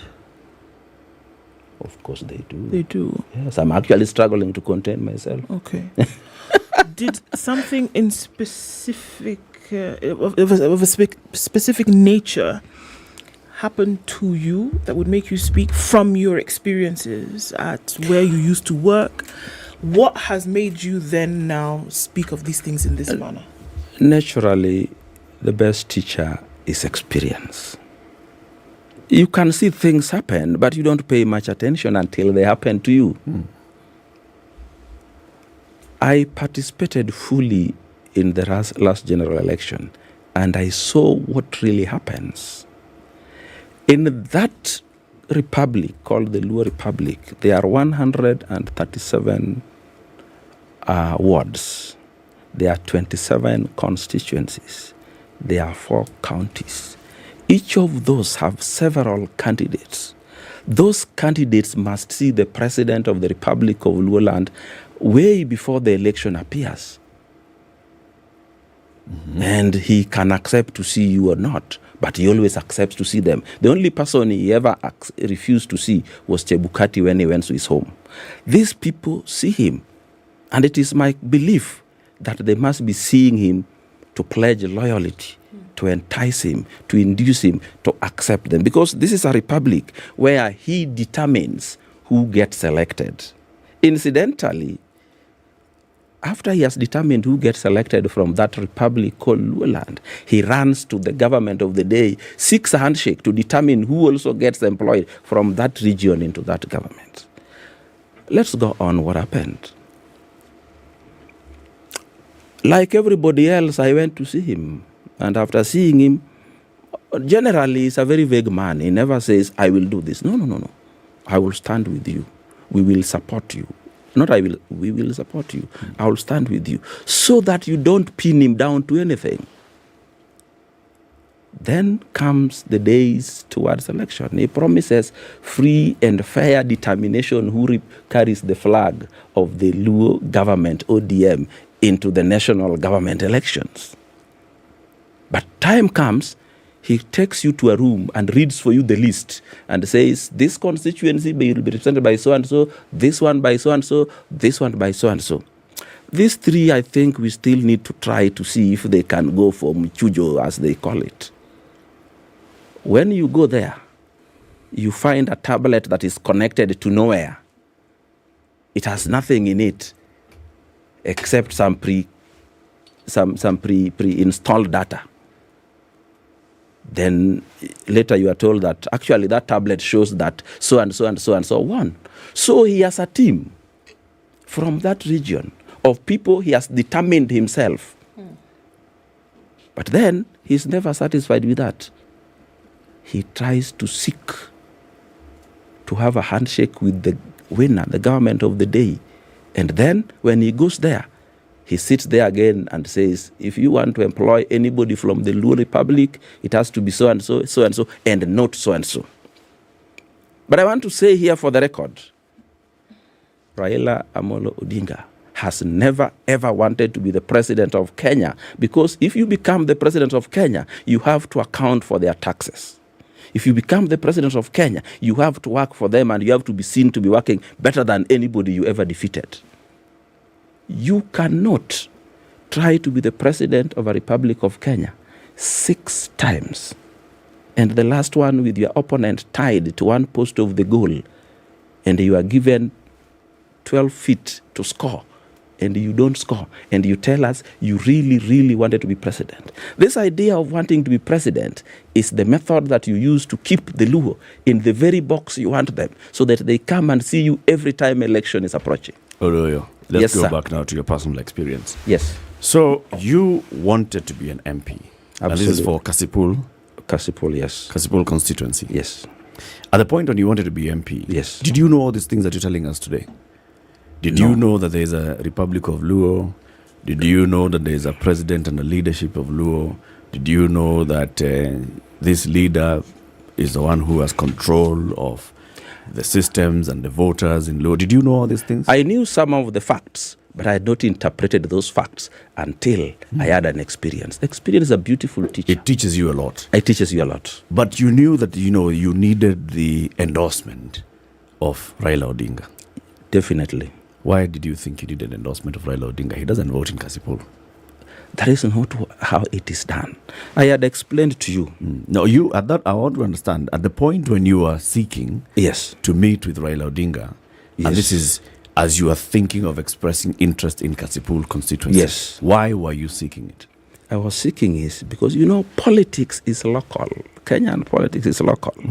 So when the people tell you that, Owidi, you want to be the MP for Kasipul, what is your relationship with the Raila Odinga? And I said, oh, okay, that's the mandatory. Let me go and see him. So it's a voter who is telling you that? The voters all of them will tell you that, because they have been captured in what I was telling you, the attempt to seek for the presidency. When he's seeking for the president, he says us. So the Luo believe he's seeking the presidency on their behalf.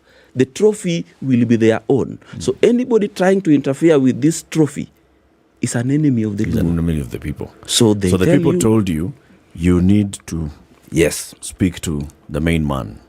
Did you believe it? In fact, the Luo Republic, they will not ask you, what are you going to do for us? They will ask you, what is your relationship with Baba? That's it. As they call it. That's what they ask you. Okay. And they tell you, we will support you as long as you will return with Baba's endorsement. What was your relationship with him before you met him? Before this time, the voters? I have had a long, long checkered relationship with him. I don't know if it will fit this. Because in history, in the year 2002, my elder brother was elected to parliament. And when he was elected to parliament, his first contact with the electorate in form of what he can do for them came when a man called Shemu Chuodo was fired from pipeline. He called a press conference to castigate Kibaki for firing a Luo Shemu Chuodo. When he went to the press conference, which he had informed his colleagues they were going to do, he discovered he was alone. He later discovered that those people were asked never to appear there because believing that Shemu Chuodo was fired by President Kibaki was so wrong. It was fired by Wright, his own man down here. So they collided with the president of the Luo Republic. It did not end there because the Luo thought they have discovered somebody else who can face a sitting president and tell him off, even if he's sitting at a desk alone. Mr. Widi. Yes, sir. I just wanted to expound on this. You are saying that when Shemu Chuodo was sacked from his job at Kenya Pipeline, absolutely, that the common belief was that it was the president of the day, Mwai Kibaki, who had sacked him. Absolutely. And you are saying it wasn't Mwai Kibaki? No. Who else had the power of the presidency then, other than Mwai Kibaki? Who had given him the job, if not Mwai Kibaki? Let's not use the word power. Who else had the influence to have him sacked? Influence is power. Yes, okay. I prefer to call it influence. I want to say here for the record, Raila Odinga influence is sacking. Because that evening when I sat with my brother, a call came from himself. And he took almost 30 minutes lecturing him about doing things without consulting. But my brother was hotter than me. So I knew from there on things are not going to be good. The next time came when there was a bit of ruckus of President Mwai Kibaki trying to explain who is his wife and who is not. So my brother went somewhere in Central Province and told him, Bwana, if you cannot take care of two wives, you cannot take care of the Republic of Kenya. I myself have 3 of them. They live in one house and they live in one estate and I'm doing well. To his shock, he was summoned to the CID. And he didn't believe it was Kibaki, but it was Kibaki's presidency. Because Kibaki was his friend. He's the one who was the engineer at Kibaki's house in Muthaiga when it was being built. So he didn't believe it. But when he was going to the CID as requested, I personally went to pick him from Parliament. And I found several MPs there. But when it was time to leave, he went alone. Only Ruben Dolo did go with him. Ruben Dolo has never been to Parliament again because he took him there. But as soon as he finished writing the statement, he gave another press conference right outside Milimani Road there. And the Luo land went into a frenzy. A new king is coming up. He was a marked man. You know, when you talk about the power, let me use your word, influence. Yes. In Luo Nyanza. Yes. I have to ask this question. At what point did this influence you speak of acquire this nefarious attribute? At what point did it become negative? Because Raila Odinga didn't come into politics yesterday. Absolutely. Or the day before. Absolutely. And was there any good that Raila Odinga was associated with that gave him this influence? Because the influence that we speak of, it seems to emanate from the support base he has from people. So it is influence that is given to him. Absolutely. So would you say that it is influence that has been earned, or is it influence that somehow he just managed to get? Let me tell you, in the United States, there used to be a man called Steve Hassan. Steve Hassan formerly used to be an FBI agent, and he was in charge of investigating cults. In his book, which he wrote, Steve Hassan said, if you want to colonize and brainwash a people, show them a perennial enemy that you use to threaten them, and be their leader who stands between them and that perennial enemy. And also, the third pillar is promise them good life thereafter.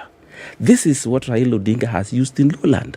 He has promised them good life when he becomes the president. He has shown them the government and president of the day as their enemy that only him can protect them from. And that is a way of keeping them in this cultic situation because they are largely uninformed. You will never find very informed people in a cult unless they are the leaders of that cult. Mr. Widi. Yes, sir. The support base of Luo Nyanza to Raila Odinga, as you say it, are predominantly of uninformed villagers who know no better than to sycophantically follow the man. Absolutely. Have I understood you be? Yes, that's what I mean. Now, again, if I look at the history of Luo Nyanza, because I happen to come from Luo Nyanza. I know. Would you then say that, again, you know, there's a question I asked, and I'm going to repeat it, that this influence, okay, you've quoted, well, the thinking behind cults and how they are formed, right? Did it begin as a cult, as you call it? Was there some substance to the position that Raila Odinga eventually got and has continued to have? First of all, you need to know cults are formed through persistent lies, persistent misinformation, persistent promises that some of them only the promiser knows. So this thing you call, take for example, the Luo will attribute every good thing done in Luoland to Raila even if he has nothing to do with it. And every bad thing will be taken away from him. Take for example, you go to Luoland today, they will tell you Raila fought for multi-party. When I know he arrived here when Ford was already formed, the people who fought for it are seen in photos all over. And they did it. When he came here, Ford was already in place. And they attribute it to him without mentioning even these others. That is misinformation. Actually, not quite, because before Raila, there was Jaramogi. Yes. And if you're talking about Ford, you would talk more of Jaramogi than you talk Absolutely. But now they are forgetting Jaramogi, they are attributing it to Raila. Well, father and son association.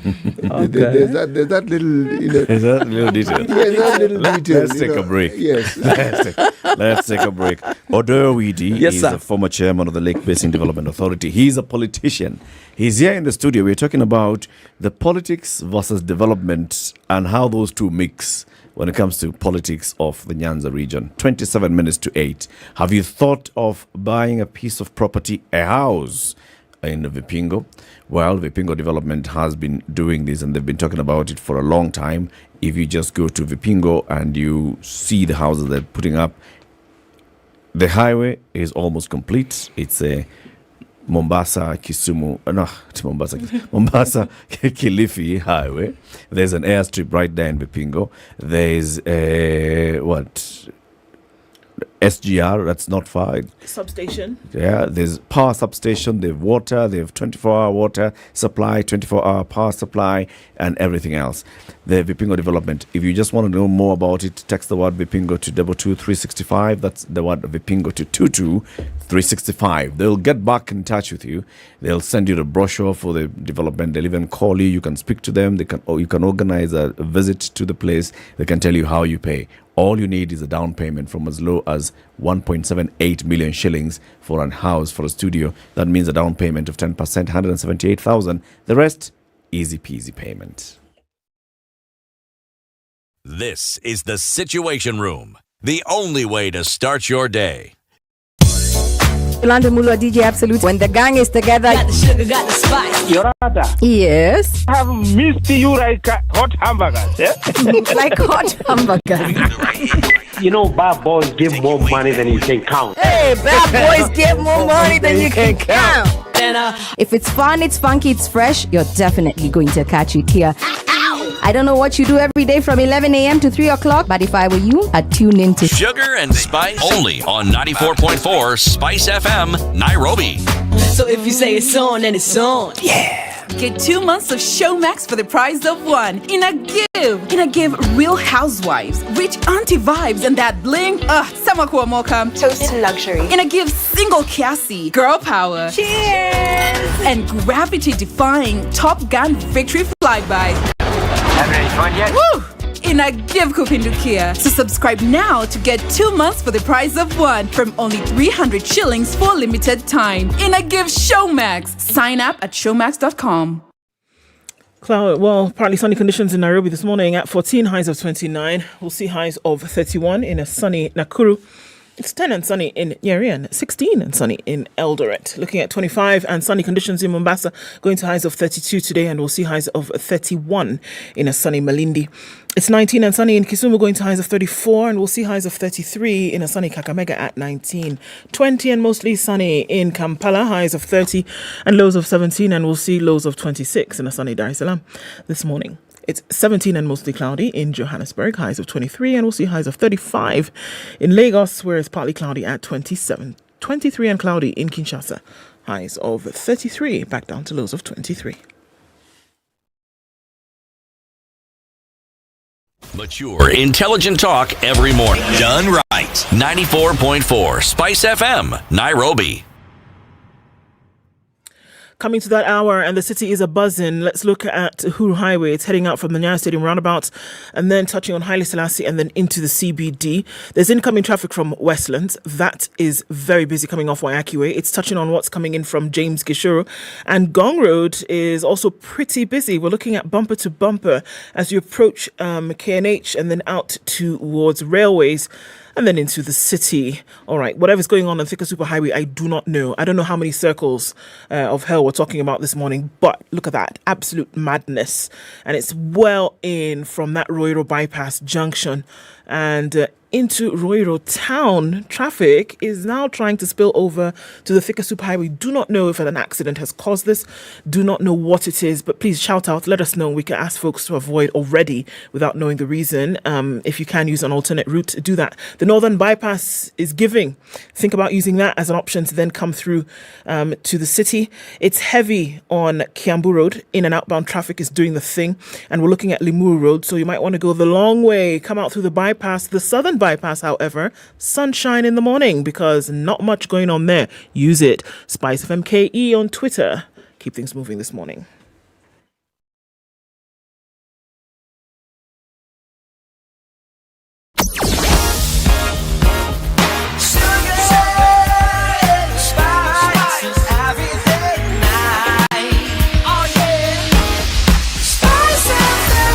Spice up your life. Mature, intelligent talk every morning. Spice up yourself.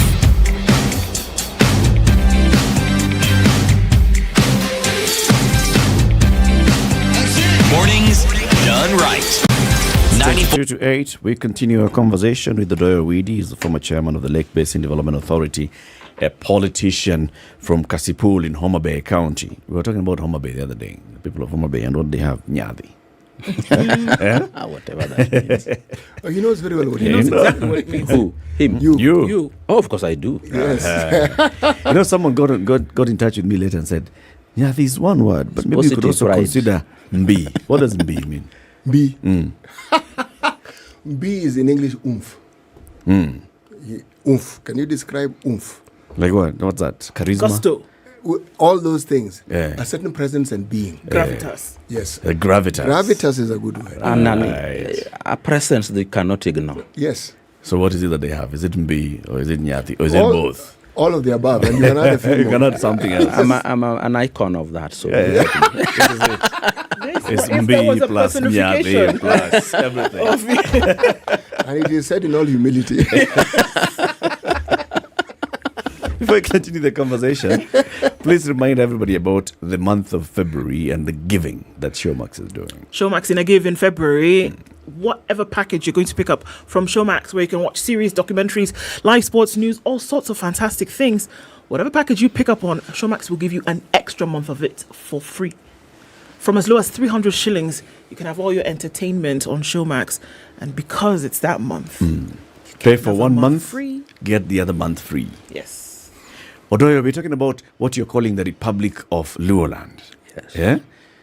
It's interesting you call it a republic, not a dictatorship, not a monarchy. That means it's participatory. People are willingly involved in it. Even if you were to call a devil angel, it will just still work. But know that the population of Luoland is the same as of Denmark. So it is enough to form a republic. But the people... There are 10 countries in Africa with populations less than Luoland.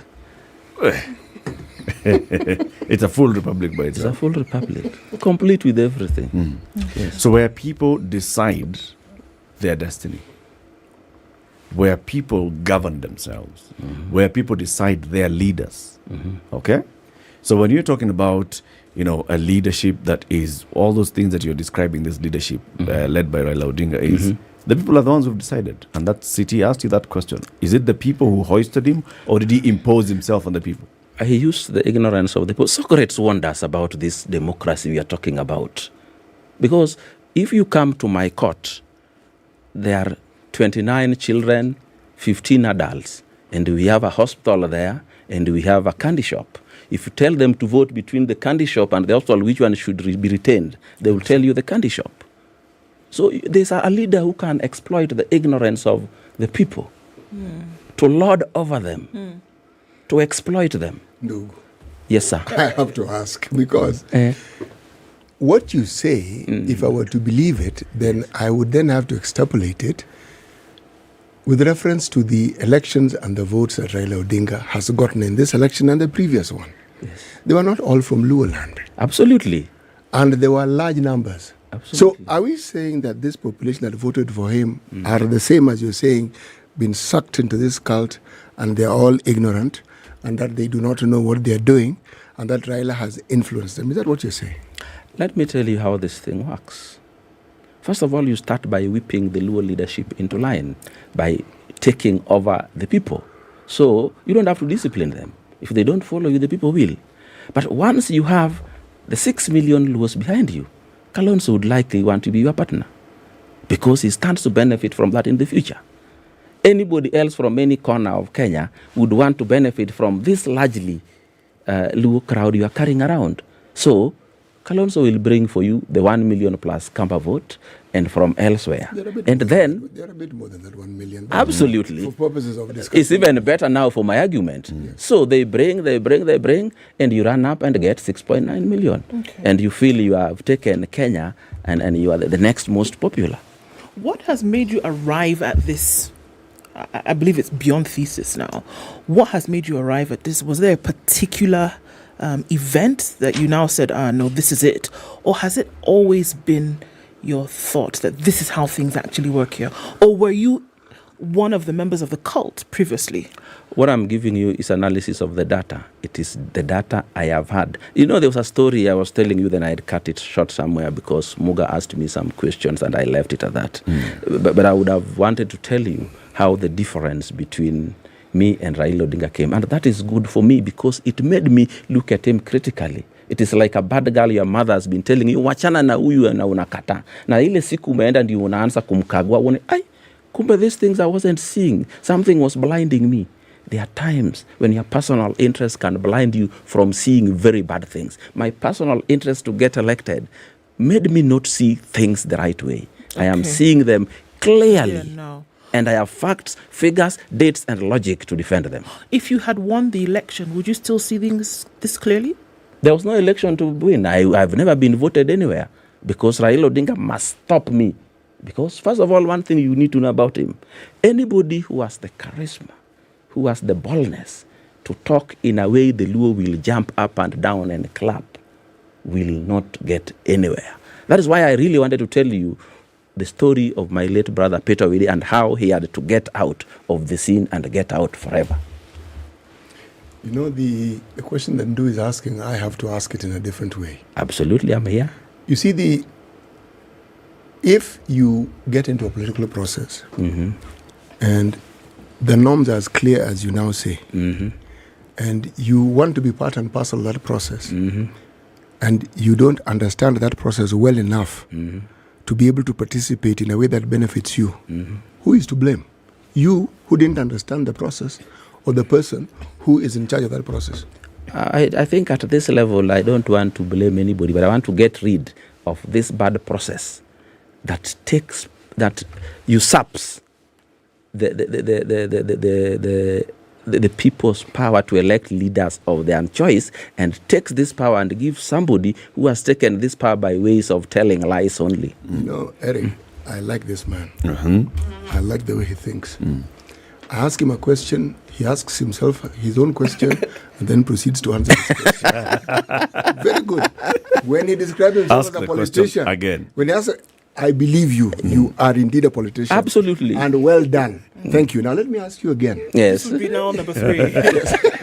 You know the thing with a politician, sometimes he avoids your question to tell you what he wanted you to know. Okay. That I have gotten completely and I have understood. But you see, there's a reason why I'm saying what I am saying.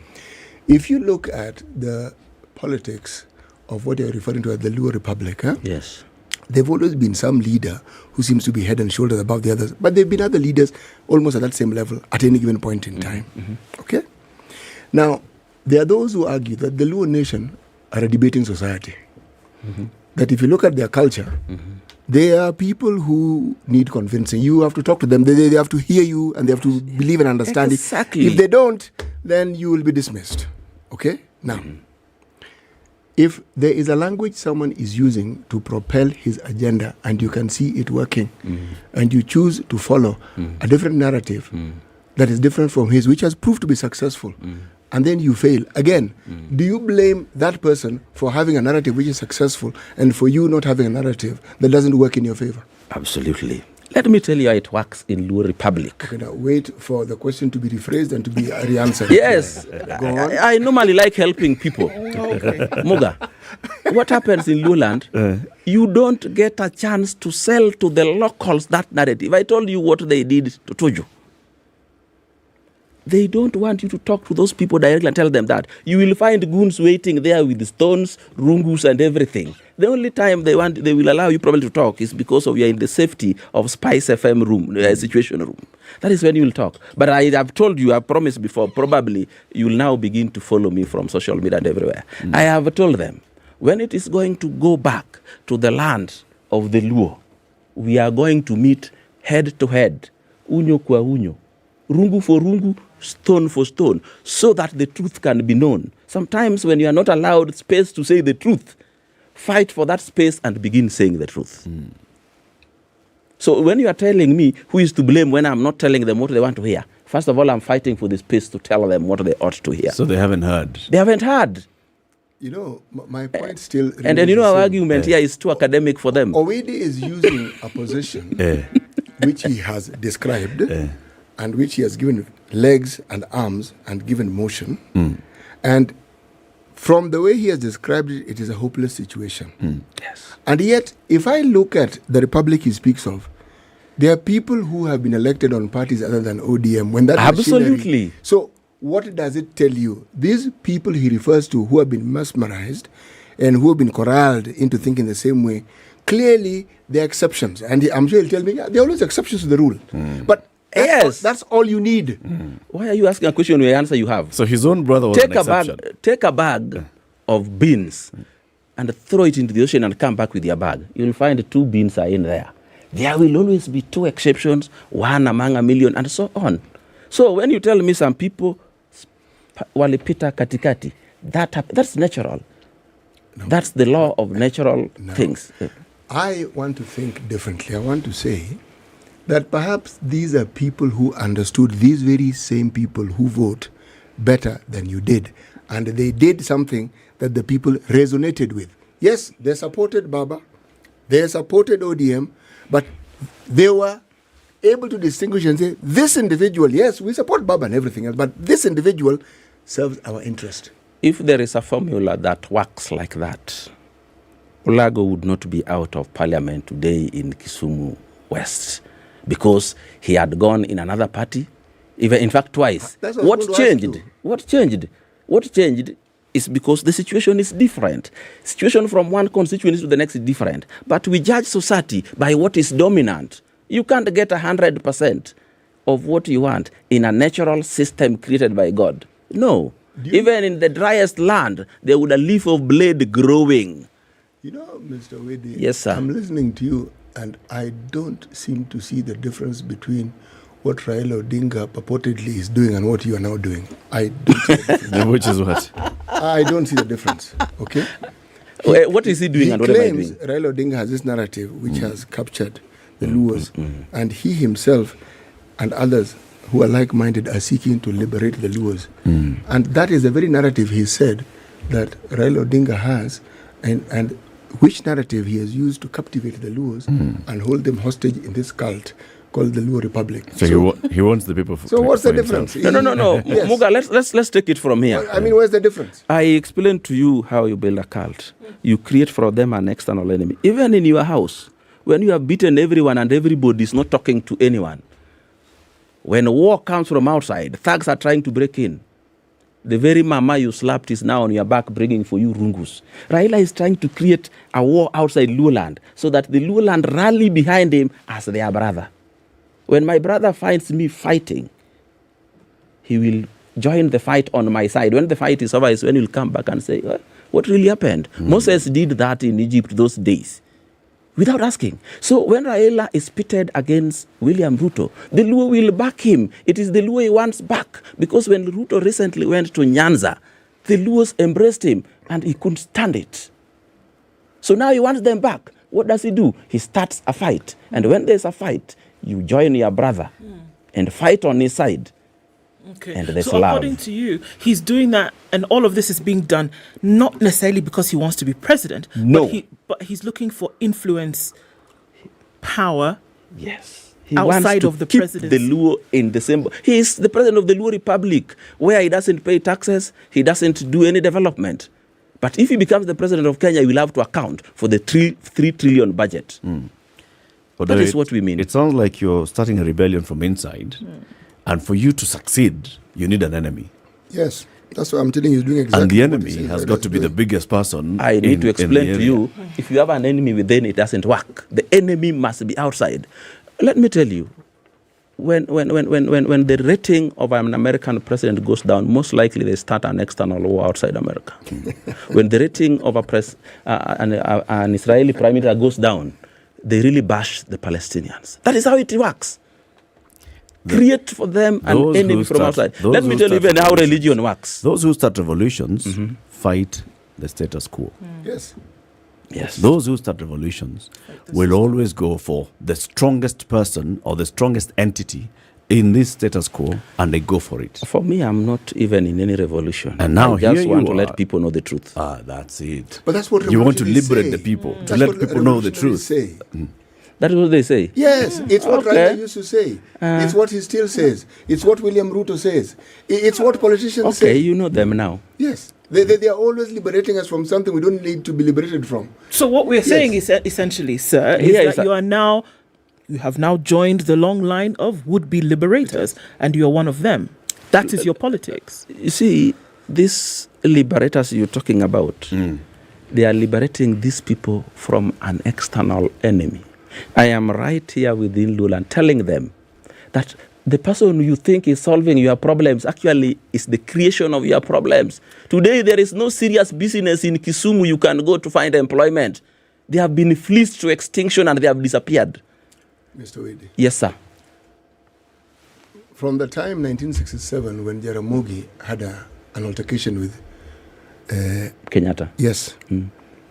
Would you say Luoland was marginalized, or did business just go on as usual and the Luos imagined that they were marginalized? I imagine the script that Jaramogi used in 1967 is similar to what the Sun is using. My question is a simple one. Was Luoland marginalized, or was it not marginalized? I was born in 1968, honestly. Would I really? I was born 10 years before you. Yes. Okay? Yes. What I'm trying to say is this, let's bring it down now to this current. Is there any day that or any week where you do not hear either the president or his deputy talk about Raila in one way or the other? I'm getting to a point here. The popularity you seem to say Raila has, and which you blame to his abilities to form cults. Every sitting government in this nation has more than anything else helped propel him to that position. Because every government will have faults. There'll be poor people who need someone who they believe is representing them. When you demonize that person, what you do is you make him more popular. Let me tell you what he's done perfectly. He knows the formula I gave you. Raila will never get into any contest without demonizing somebody, and even the people he demonizes. After he has finished with demonizing them and got what he wants, they become his friends. He begins to demonize a new person. And this is a formula he uses to perfection.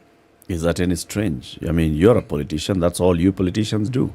When you wanted to campaign, how would you have campaigned? You'd have campaigned by showing how the incumbent MP has not performed and how you are the one who's going to be a savior.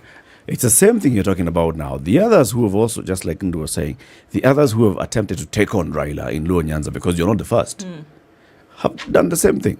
Let me They've tried to show a difference. I mean, this is how different it would be if not all of us were listening to Baba. I need to explain to you the difference. And I want to see external and internal. Raila Odinga takes on an external enemy to control the Luo in here. I take on Raila Odinga in here. We are both in. Yes. I am the son of Luo, he is the son of Luo. Him, he takes on a non-son of Luo to keep the Luo in his box. And that's but your difference. End is... At the end of the day, the goal is the same. But you cannot achieve internal cohesion by taking an internal enemy. You achieve internal cohesion by taking on an external enemy. So Get the two. So what are you seeking? So what do you want? By going into this with an internal enemy, what are you seeking? I am seeking to let the people know that your problem is right here with you. It is not out there with Ruto. And then it is right here. And then what? You have a leader here. The exams were out. He has never talked anything education or exams since it came out. And he claims to be your leader interested in you. Here is a leader who sends away an investor who has brought thousands of jobs, and he cheats you that he is working for you. Here is a leader who chooses for you the worst leadership in the republic, and you believe he is working for you. Here is a leader who fires people by violence when he has pen and paper to write for them letters. Here is a leader who fights a leader you chose just the other day, and he uses goons all the way in Manzoni, transported from Nairobi to go and wait for him there. And when it fails, he sends his bodyguard himself, tell that guy to go out. Does he respect the people of Langata who elected that man? Here is a leader who tells you the government of the Republic of Kenya is your enemy. You cannot go to State House. So and you want the people to choose a new leader? They need to think of a new leader. In any case, if you are a farmer, you cannot go for an old bull. You take a young one for the future. Do you propose anybody?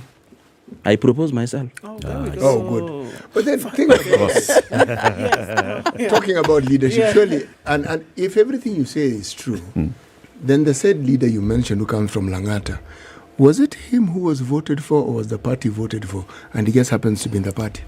Come again? The leader of Langata, the one who was demonized and hounded by goons. Did people vote for Jalang, or did they vote for ODM? Yes, simple. That's a good question. I told you, Raila Odinga has captured the Luo, so he tells them who to vote for. And if you are in his defense, you must now demystify this fact that he tells you they were elected when he's actually the one who appointed him to be elected, because he has captured these people. Have you considered that? Do you know sometimes when you want to liberate cult members, they think you are offending them because they don't know they are captured in a cult. They don't know they are in jail because some of them are born right there in jail. Odoyo. Yes, sir. Time is up. But thank you for joining us today. You'll come again.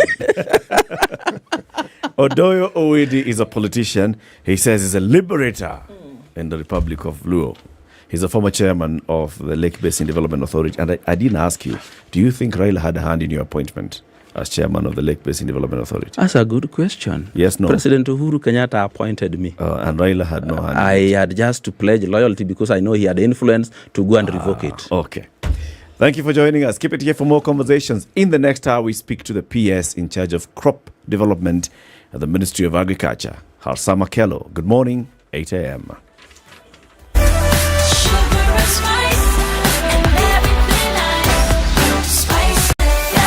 Spice up your life.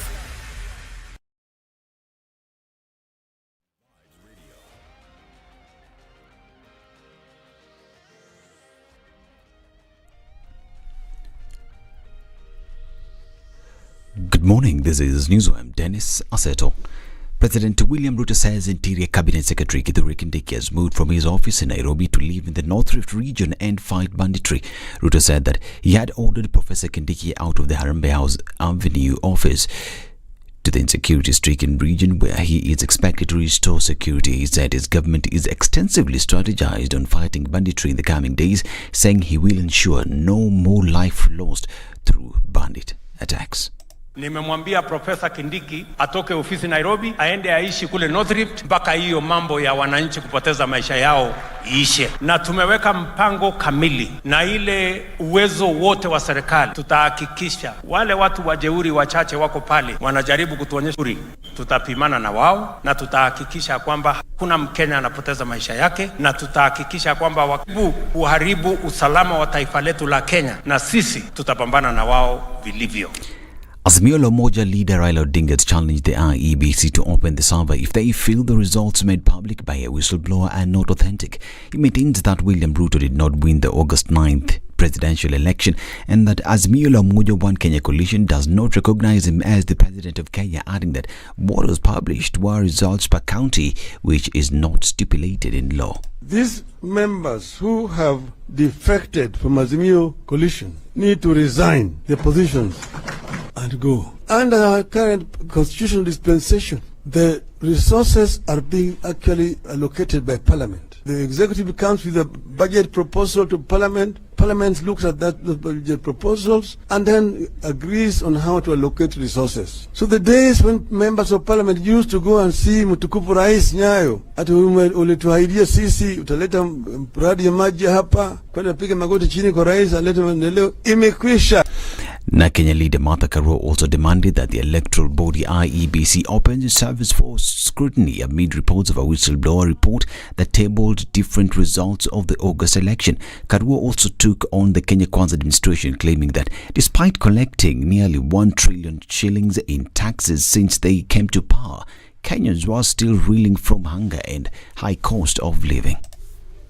Kila mwezi, kwa hiyo miezi 5 karibu 6 wamekalia, wanakusanya ushuru bilioni 173. Hiyo miezi 5 peke yake wamekusanya 863 billion. Hiyo pesa yote imeenda wapi kama haija teremusha bei ya unga? Hiyo pesa yote imeenda wapi kama ungali unasumbuliwa na masomo ya mtoto wako? Hii ni serikali ya waporaji. Wamepora chakula yako, elimu ya mtoto wako, wamepora pesa yako ya matibabu. Katiba yetu inasema mwananchi ndio mwenye nguvu. Tukaenda mahakamani, mahakama na Wafula Chebukati wakaficha sava. Sasa whistleblower amefichua. Wewe unasema si hivyo, fungua sava, ukweli ujulikane. This is why leader Kalonzo Musyoka maintained that Azimio leader who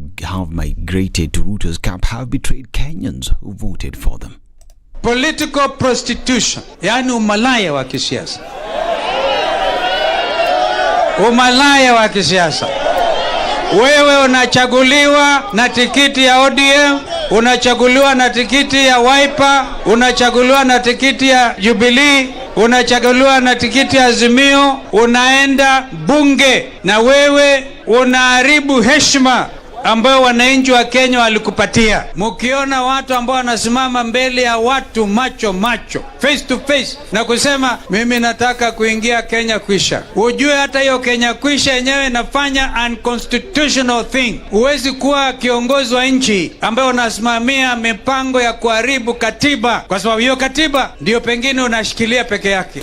Now, the Kenya Urban Roads Authority has announced that the Haile Selassie Avenue shall, on Sunday 19th and 26th of February, be closed to pave for the strengthening of the Central Bank of Kenya City Square Post Office Bridge. In a statement, the authority noted that the closure shall commence Saturday 18th and the same shall be repeated on Saturday 25th. Motorists have been advised to use alternative routes during the closure, including Uhuru Highway, Moi Avenue and Kenyatta Avenue. According to reports, the footbridge was damaged by a trailer carrying an excavator about a year ago, and the defunct Nairobi Metropolitan Services had closed it for renovation. A temporary steel structure was erected to support the bridge as construction plans for a brand new footbridge were said to be underway. You're urged to have these in mind as the days progress. I'm Dennis Aseto. Good morning.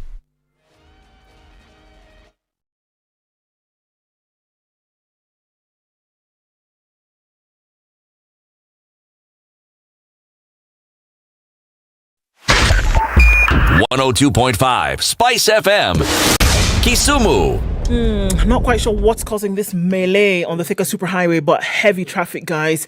Folks are saying jam inaanza kwa mlango today. It's not funny at all.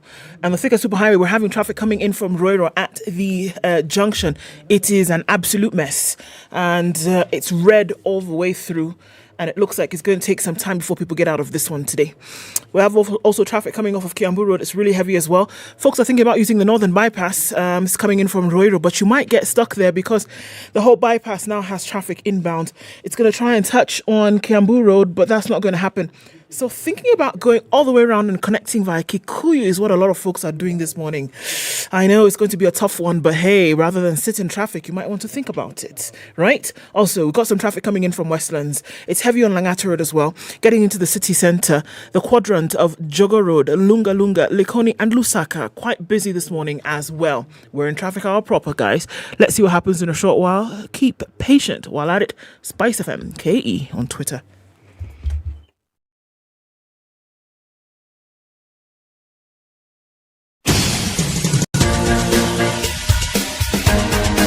This is The Situation Room, the home of hard-hitting political commentary and penetrating insights about the state of the nation. This is a talk radio experience like no other. The Situation Room, a place for hard truths, debates, and elevated conversations. The Situation Room, witty, political, engaging, deep, controversial. In the room, we have C.T. Muga, researcher, academic, seasoned political observer, a fountain of wisdom in these politically uncertain times. Ndu Oko, Nigerian by birth, Kenyan by choice, communications expert, Pan-Africanist, a truth seeker and believer in people power, and Eric Latin, agent provocateur, the man in the chair, seasoned journalist, news hound, a man who believes in punching up, not down.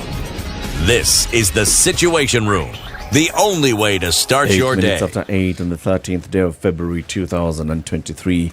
Happy World Radio Day to everybody who's tuned in. We are live on Spice FM across the country, live as well on KTN Home, live online on YouTube and Facebook, where we live stream the show every weekday morning, Monday to Friday from 6 a.m.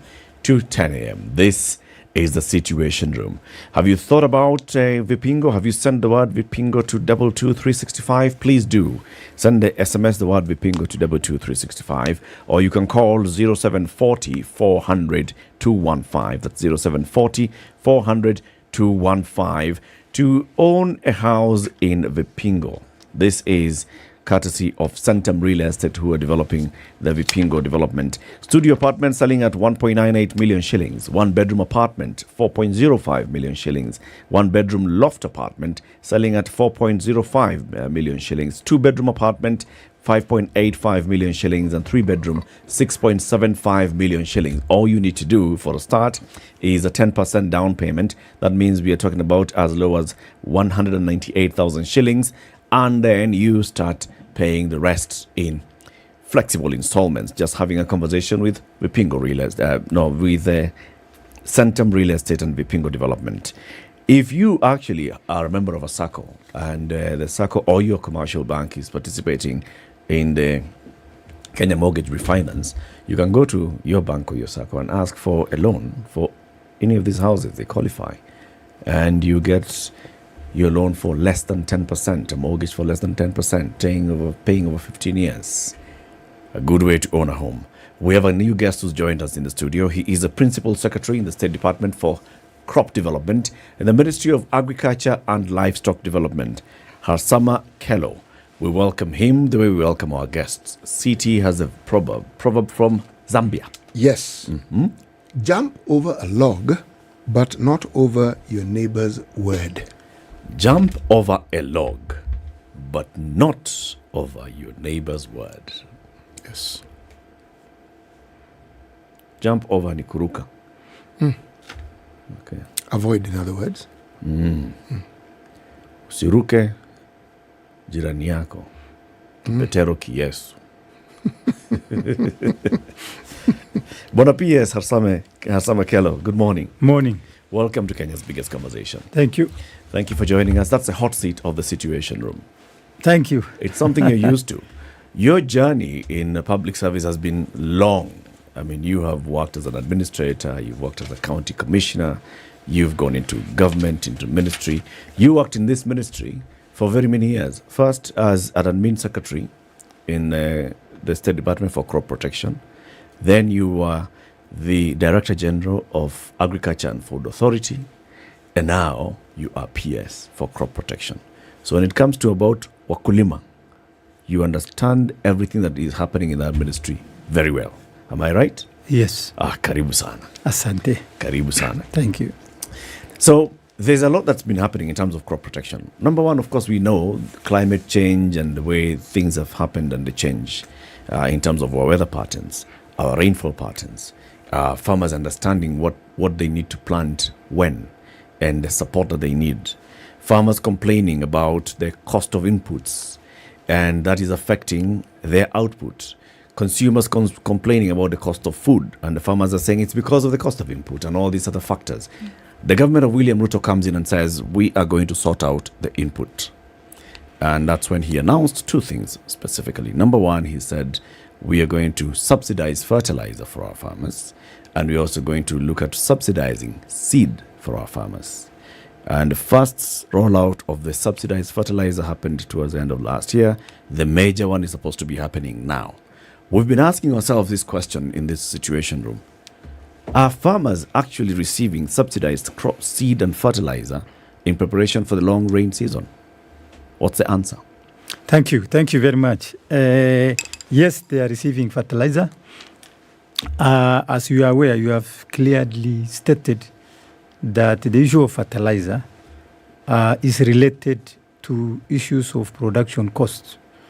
For a long time, we have been having reduced production due to the cost of input of fertilizer, due to the cost of pesticides, and also cost of seeds.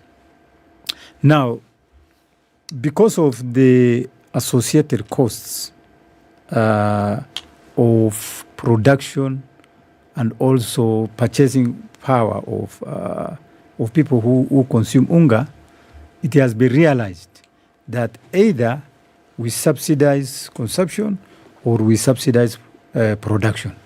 And the government of Kenya Kwanza has made a decision not to subsidize consumption, but to subsidize production.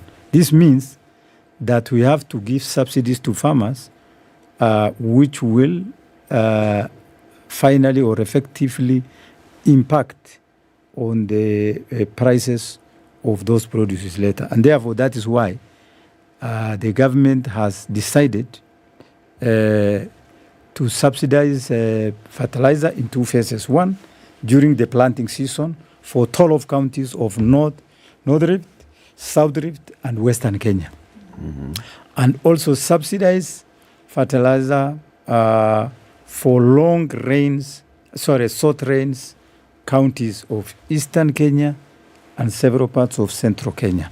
Now, as we are speaking, we have started supplying fertilizer to long rains counties, which are 12 in number, in South Rift, to Western Kenya and North Rift. These counties are Kericho, Bomet, Narok, Nakuru, Uasin Gishu, Trans Nzoia, Bungoma, Kakamega, Migori, West Pokot, Elgeyo Marakwet, and Nandi.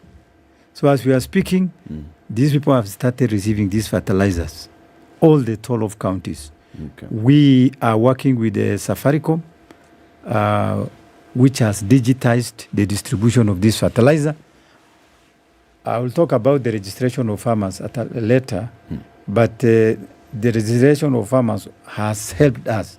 The registered farmers have been logged into Safaricom list, whereby each farmer receives a text message which instructs him or her to go to the nearest cereals board or the Kenya National Trading Corporation stores to go and secure their vouchers, which are already there.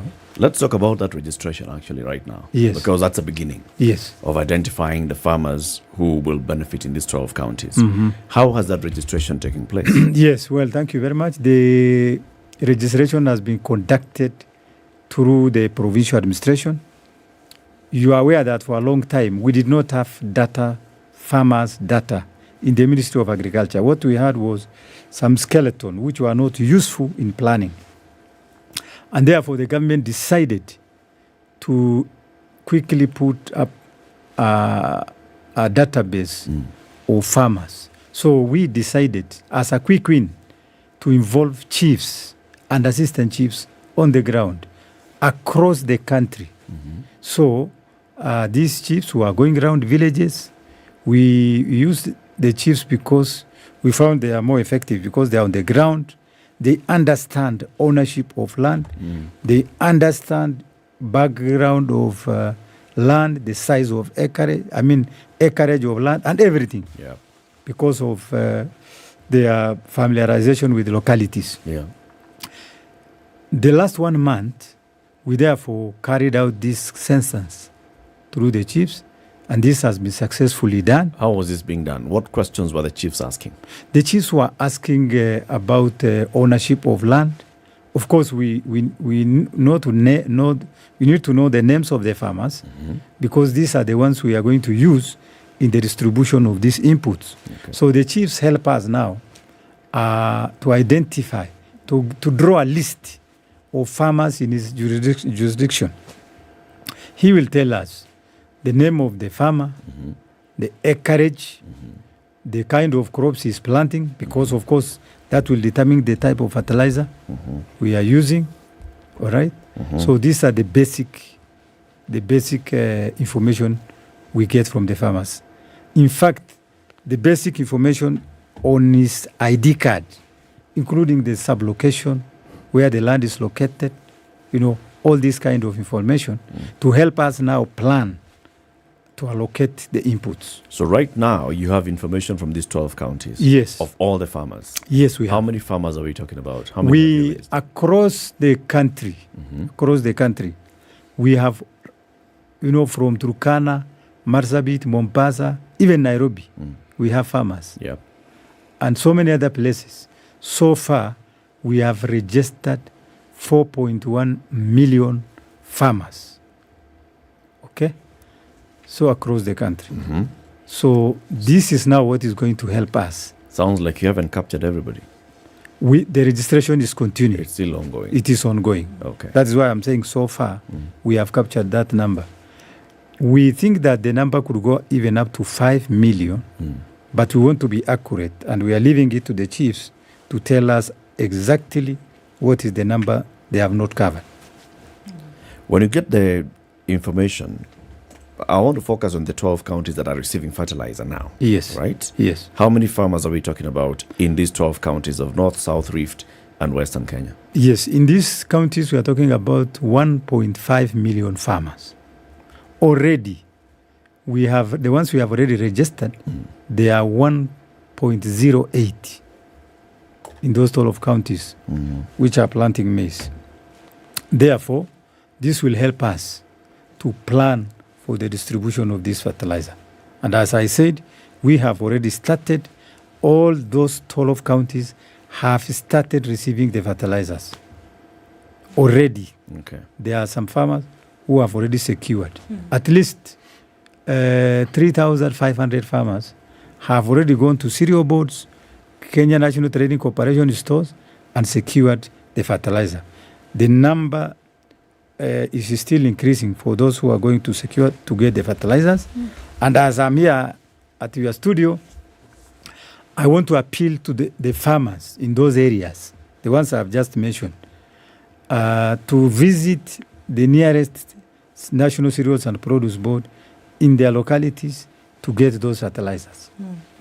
In terms of the plan, whether it's mid-term or long-term, or even, short-term, meaning right now, how does this plug in to that plan for sustainability? Is this something, obviously this fertilizer we're talking about is coming at a cheaper, is a lower cost than what it would normally be.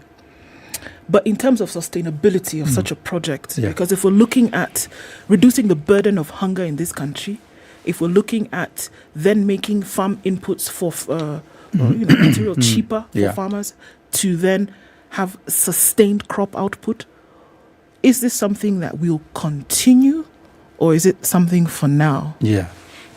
Thank you. That's a very good question. It is very expensive for any government to do subsidies. As I told you in the past, the government used to do subsidies for consumption, like buying maize, technically, for people, or even buying unga, like last year, for people. It is not sustainable to do that. But we believe it is sustainable to invest in production. For example, we know that we have grappled with a decreased production because of the expensive inputs incurred by the farmers. But when we empower the farmers, definitely they will have, they will be able to invest properly, and therefore decrease, the government will benefit when we have decreased or reduced cost of unga price or other prices. Again, I can answer a question in this way. It is not very sustainable for the government to continue subsidizing year in, year out, for as many years as possible. For example, the amount of money we are spending on this subsidy for now, for this year, will be about 15.3 billion Kenyan shillings. That's a lot of money. For the government to continue investing in this, it will not be sustainable all through. And therefore, we have to ensure that we have to find sustainable means in future to ensure that we get out of this subsidy program. But for now, we have no option. We have no alternative. We have to give the subsidies because we have to reduce these prices. One of the things that I find particularly of interest is a lot of government efforts are not known because one doesn't hear of them being spoken. And we are glad you're here in the studio speaking about it, because now people can actually get to know. But again, even as you're making these efforts to ensure that the subsidies are for production, we are then assuming that it will rain. Yes.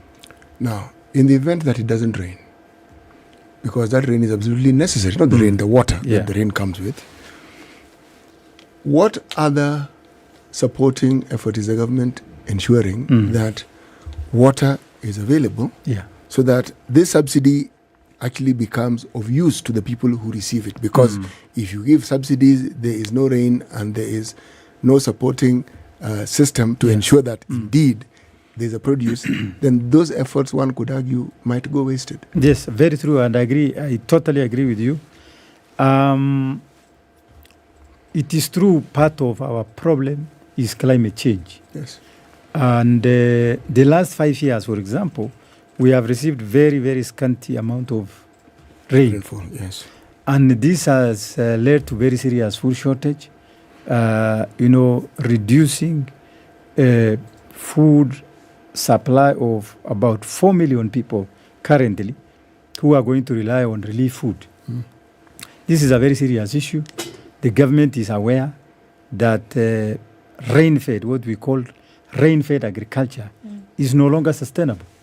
And what we are now thinking is migrating to irrigation-fed agriculture. And that is why you have seen our president talking about constructing dams.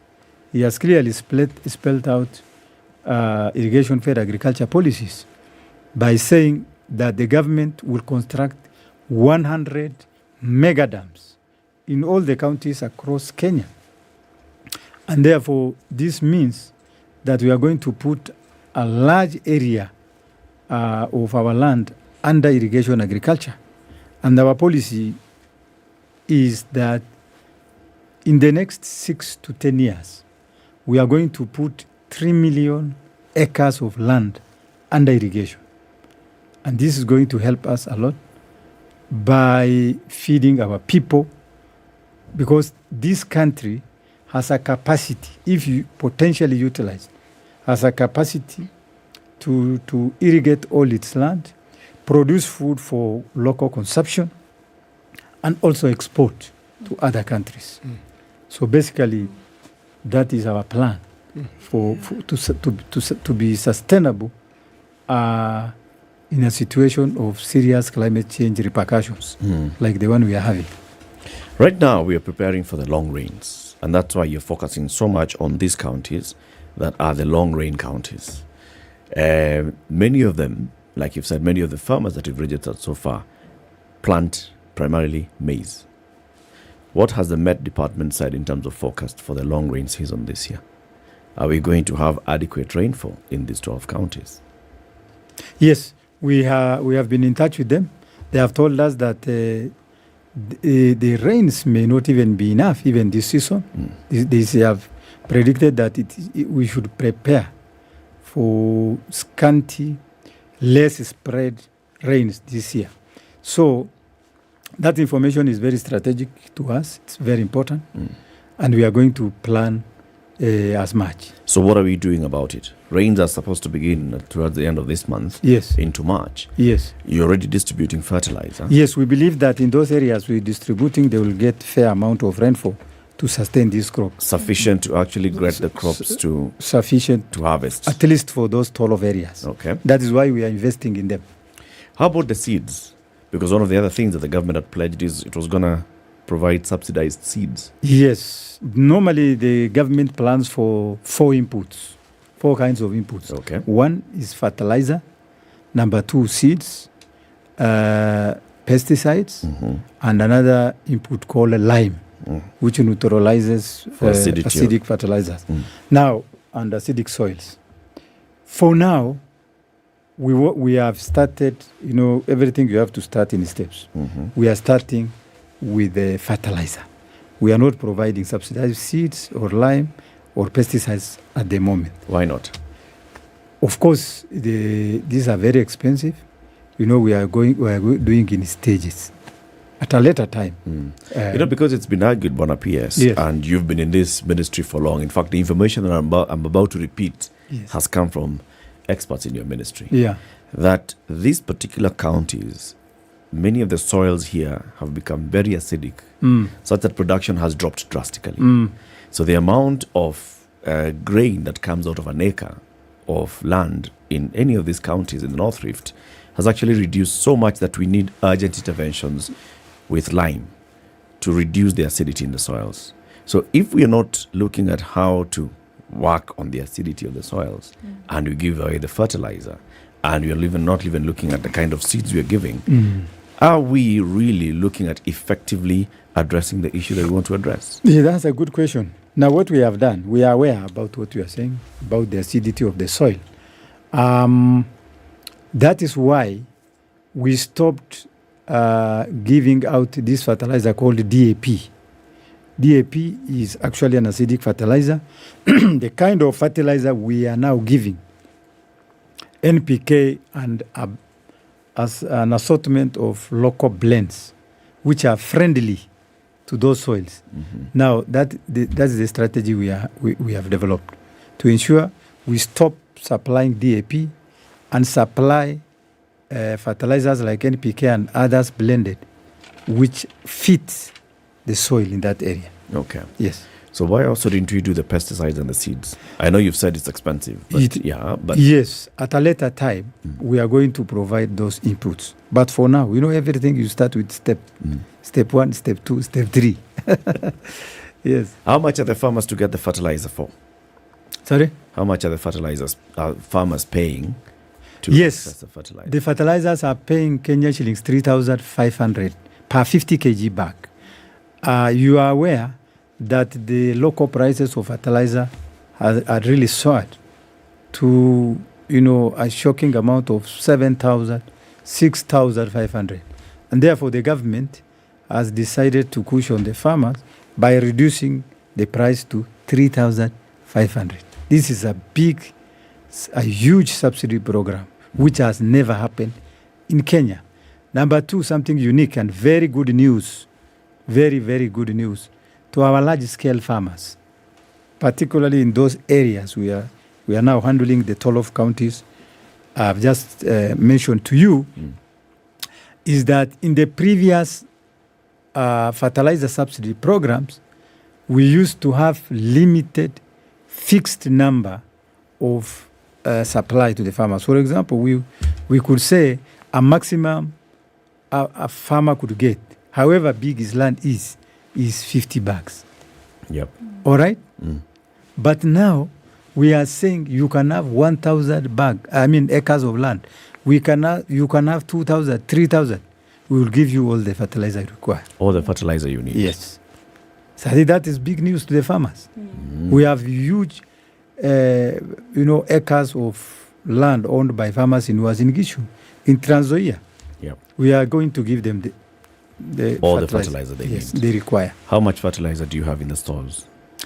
We now have already over 500,000 bags of fertilizer in stores, National Cereals Board, and KNTC. KNTC is National Trading Corporation stores. Those fertilizers are already there, and I'm advising all the farmers, I'm appealing to them to take advantage, to avoid the last-minute rush, to go there and pick those, buy those fertilizers at the specified subsidized rates. Okay. Let's take a break. You'll ask the question. 28 minutes to 9.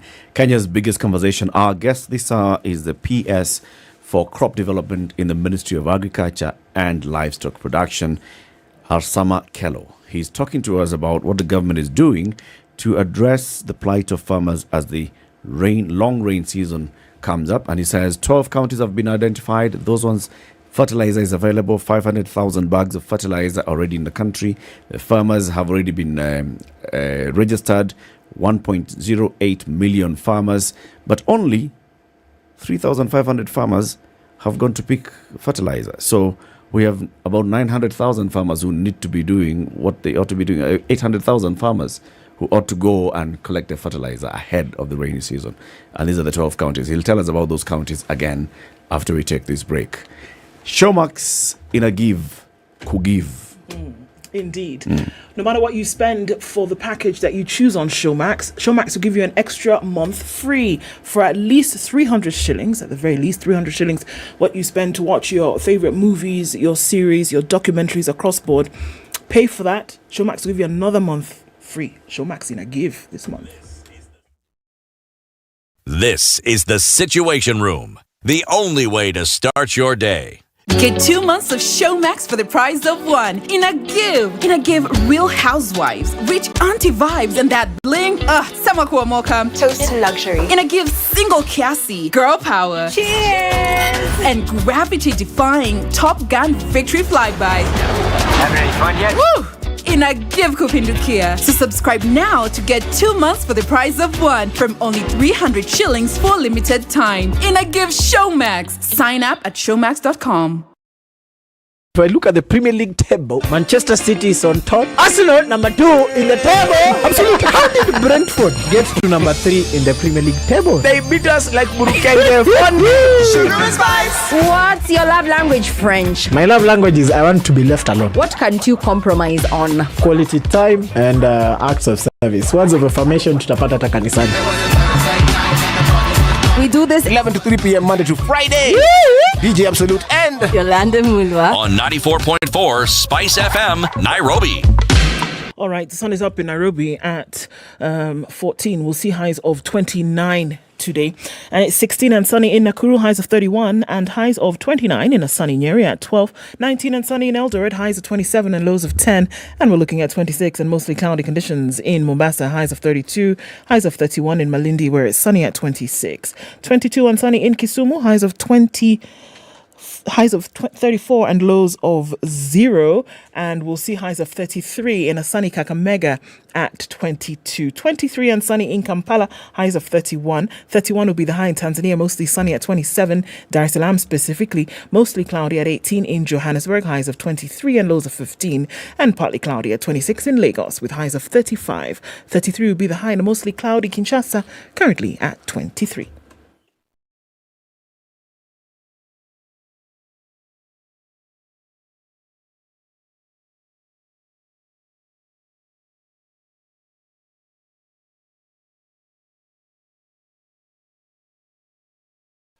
All right, the traffic madness that is the Thika Superhighway continues even at 8:35, and we're looking at heavy traffic then coming into the city. That's not letting up just yet. It's a mess, this one, and it connects with the traffic that's now dwindling on Kiambu Road, but it's just heavy as you get towards Muthaiga Square. All right, Northern Bypass helping out some folks coming around Kikuyu and then using the Southern Bypass. The long route into the city, but the necessary one, it seems, this Monday morning. We're looking at heavy traffic coming out of Westlands, and that continues as you then come in and touch on Wayaki Way, coming in from James Gishuru. All of that really busy this morning. Langata Road also moving along slowly into the city. It's also inching along on Jogo Road as you head towards Landis, which is bumper to bumper as you reach the Kamkunji roundabout. We're still in traffic hour, likely to be this way for some time. Talk to us where you might be stuck. Let's see how we can help on SpiceFM KE on Twitter.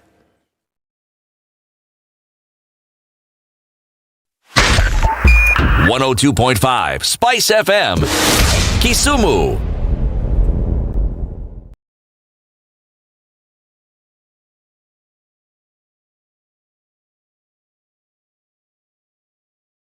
Mature, intelligent talk every morning. Spice up yourself. 23 minutes. This is the Situation Room on Spice FM, KTN Home, online on YouTube and Facebook. Anjera says ako shambani and is having some difficulty streaming. What's our frequency in Bungoma? The Eldoret and Kisumu ones aren't doing the thing. Imagine those are the frequencies to do the thing.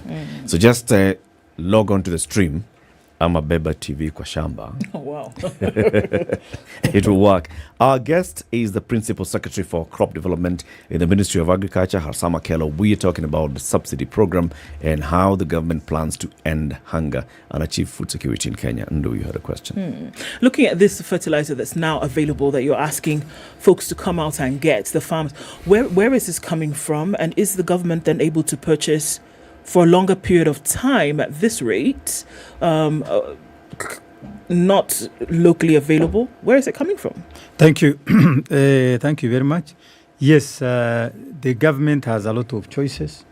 You know, it is guided by procurement procedures.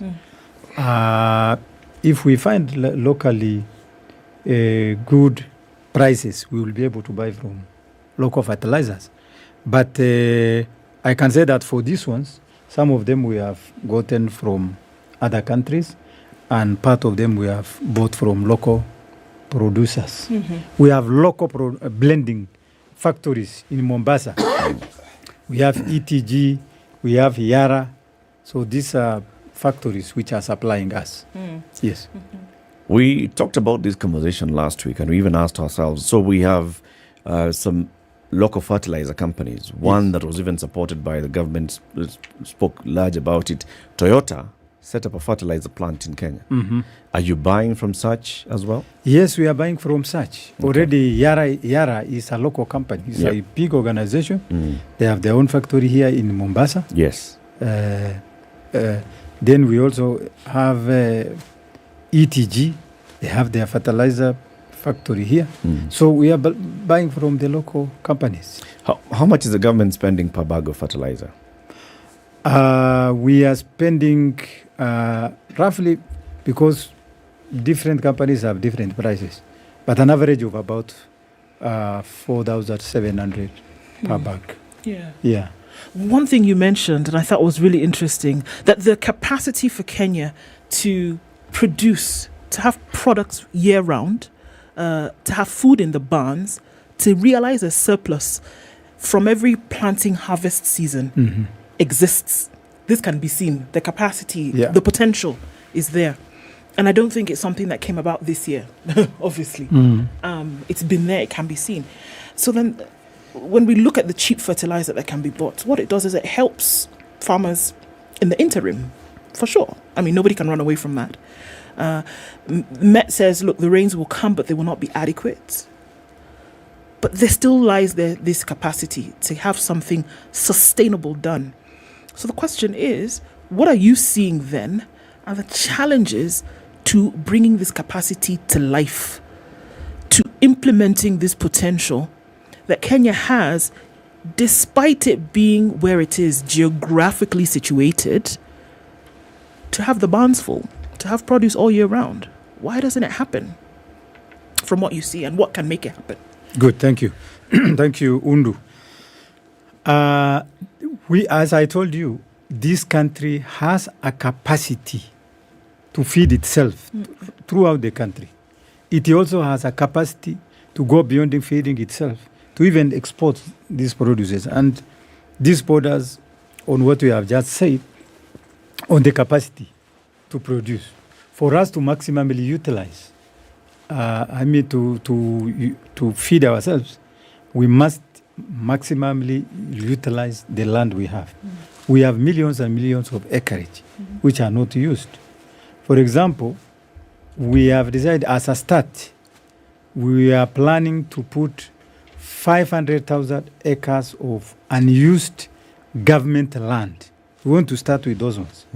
We have organizations like ADC, we have organizations like Carlo, Kenya National Youth Service, universities like Egerton, which are sitting on huge tracts of land which have never been utilized for any kind of production. Yeah. And therefore the government, as a start to what she's saying, to satisfy ourselves and to utilize our capacity, then we have said as a government that we start cultivating this land. So very soon you will see us leasing out to investors who want to plant these crops. And we have started receiving quite a big number of them to start planting these areas, even digging their own boreholes to irrigate, creating their own dams. These people who are going to lease these large tracts of land will be able to ensure that the production will satisfy our people. But this information, Bonapiers, of course, will be supported by current data. Yes. How many acres of land currently are under crop production in Kenya? How many acres of land? Yes. Are under crop production in Kenya currently? We have very little acres of land under crop production. Slightly over 1.5 million of acres. We are underutilized. We have over 3 million acres of arable land in Kenya, and we have utilized only about half of it. Yes. Why do you think we're not utilizing the others? And short of the government holding land that it's not... Because of different reasons. One, some people are unable to develop this land because they do not have inputs. Some people have decided to buy land for prospective purposes. They buy huge tracts of land in Mombasa. They buy huge tracts of land in Trans Nzoia, in Gishu, and then keep them, idle for some of reasons which are beyond our understanding. Some people live abroad, in the US, in Britain, but the land is just idle. And what we are going to do is that we are going to ask the government to tax this idle land. We are going to heavily tax idlers who are unable to produce anything from this land, with a view to encourage them. They use the word encourage, not to force. With a view to encourage them to make the lands productive. To put the land under use. Yes. You'll agree, of course, Bono PS, that a majority of the 1.5 million acres that's under crop production currently is by subsistence farmers. Yes, it's true. So the other half, the 1.5 million acres of land that is underutilized, is by large, big landowners. Yes. And you're saying many of them are holding land for speculative purposes and don't have incentive to actually put it into production. Yeah. But why? Why would they do this when they can clearly see that there is a market if they just invested in production? If they can afford large tracts of land, then they can also afford to put the land into production. That is why we want to tell them that this land must be productive. And for their own reasons, probably, lack of interest. And also, let me say that, agricultural issues go with market and also political will of a government to support its people to do certain undertakings. What is coming out very clearly to many people and what should be clear to them is now that this government has a political will, actually a political goodwill, to support everyone who is interested in any kind of investment. This government has a goodwill to support farmers. For example, many of our farmers have been discouraged by farming, have been discouraged from farming because of problems of marketing. They know that they produce a lot of avocado. Once they produce a lot of, maize, they have nowhere to take these things. In the past, that has been the problem. But now, as a government, we have so many new initiatives which are going to encourage the farmers to go the food production way, to go the land utilization way. One major plan we are having is to establish agro-processing plants in different parts of the country. We are establishing 6 agro-processing hubs across the country so that people who engage in farming and who produce a lot of, different kinds of value chains, they will be able to take their crops to factories for various value addition, which can easily be marketed. And so with these new initiatives, we believe that many people who have not been able to go to farming, they can now take this advantage and open up this land. This is a hustler government. Yes. And hustler is looking at, that's one person who's hardworking, who is looking for opportunities just to be able to, a conducive environment. They're hardworking, they're willing to work. You talk about looking at how to get all these 500,000 acres of unused government land put under use. And you're saying you've received several applications from several large-scale farmers. Have you thought of how you can bring together the hustler farmers to take advantage of this? Maybe working together and as cooperative societies, coming together as farmer cooperatives, and then the government allocates them hundreds of thousands of acres, 100 acres, 1,000 acres, and tell them this is yours as a cooperative entity. Thank you very much. The government is aware that there are a group of very, very poor farmers, which you are calling hustler farmers. And I agree with you, because we have accepted the definition of hustler in government as hardworking people who are trying to earn a living, struggling to make ends meet.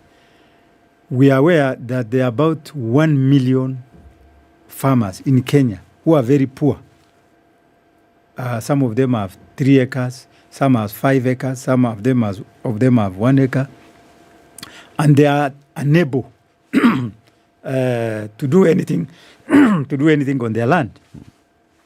So what we are doing is to ensure that these farmers realize their dreams. These poor farmers, the category I'm calling poor farmers. The president is aware that these people exist, and he has directed my department to ensure that we cater for these poor farmers. For example, we are going to ensure that very soon these poor farmers are profiled properly, are listed properly, so that they are able to benefit from subsidies like fertilizer. Different from other farmers now, they are going to specially receive seeds, they are going to specially receive pesticides, so that these hustler farmers realize their dreams of feeding their families and even selling a little of what they produce. Should they not be the priority when you're talking about allocating government land to large-scale farming? Yes. Should you not be starting with these farmers who these are farmers, capable? All they need is the support. Yes, these farmers I'm talking about have their own land. As we are speaking, they have, I just explained that some of them have land ranging from 1 acre to 5 acres. They do not have a problem of land ownership. What the problem they have is the problem of input. Yeah, they have 1 acre, 2 acres, 3 acres, but they have a problem of input. And that's the one I said, as a government, we are going to focus on them as, a priority group, special group to be supported. But Piers, as we speak now, would we say that we as Kenyans are able to sustain ourselves, that we have adequate production of foodstuff to sustain its people? Do we have currently? Yes, we have a huge capacity and potential. No. Yes. Not capacity, not potential. Yes. Do we have right now adequate food to feed our people? Okay. There's a reason why I'm asking the question. Yes, I will answer you. Let me perhaps go into the details why I'm asking you the question. No, I've understood. You've understood? Yeah. Okay. Let me answer you. That's right now, as I explained, last 5 years we have had very little amount of rainfall. And this has really impacted on food production. It has really impacted on animal survival. You have seen millions and millions of our livestock dying and all our crops drying. So as we are speaking, we have a serious shortage of food. Between now and August this year, we have very little amount of maize, which is very staple, the staple food we are eating in Kenya. And therefore, because we have realized that we have a gap of about 10 million bags of maize between now and August, we have decided to import. So you are aware that we put in our newspapers, all our newspapers in Kenya, to urge business people or anybody who is interested to take advantage of tax waiver. We have waived tax on maize import. And so we have asked people who are able to bring in maize from other countries to look for good prices so that they come and sell to millers in Kenya, so that we are also able to reduce the unga prices for Kenyans to afford. See where I'm going with my question? Yes. Is if we were to meet the target you say that we have the potential, yes, then it means that the farmer would have a ready market within the country. Yeah. So even when it comes to making money, they can actually make money from within. Mm-hmm. Now, in the times when we haven't had this sort of drought and we've been in production, we have still imported, meaning our local production always seems to fall short. Now, if there's that gap, then it means that whatever is produced can be consumed, and whoever produces it can actually make money from it. Now, again, my question is, the supporting systems that ensure that this happens, not now, but in the future. Okay, we have climate change. Yeah. This may not be a docket, but how do we mitigate against climate change? Because it's this climate change that is responsible for the problems that we now have, and which is actually causing us to talk and have the plans that we have. Because if we have all these beautiful plans, I asked this question before and I'm asking it again, and all these other processes that support and ensure that climate change doesn't interfere with our plans are not in place, then everything that we are planning for will not work out. Mm-hmm. And that's why I said we'll have to change our mode of agriculture from rainfed to irrigation agriculture. That is the only sustainable way of managing our food security from now on. And I think the important thing, which I must mention, is for us as a government to change the mindset of many Kenyans. One big mindset we are having is that there is no survival without rain in Kenya. So much so that everything is rain, and rain. Even for me, when I'm here in Nairobi, when somebody calls me from Marsabit, where I come from, the first thing he asks me, has it rained in Nairobi? It's a form of greeting. It is a form of greeting. And this is because of a fixed mindset which we are having. And what is going to happen as a government is that we must change the mindset of people from rain-fed to irrigation agriculture. And the way to go is irrigation number 1, irrigation number 2, irrigation number 3. Irrigation. I don't know whether I've answered your question, Mr. Muga. Actually, you have. Let me explain to you again why this concern. Yeah. We've had problems of storage in the past. Yes. Now, when we meet the target that we are now setting, will we have also planned to have adequate storage? Now, if we do have adequate storage, yes, and we talk about ensuring that we have what you call irrigation-fed agriculture, do the farmers whom we hope to work with, who are the partners, who are partnering with the government, are they involved in these processes, and are they fully aware of what is happening, so that as they plan, they also plan with this government plan in mind? Yeah, thank you. Yes, you know, you're asking me a good question.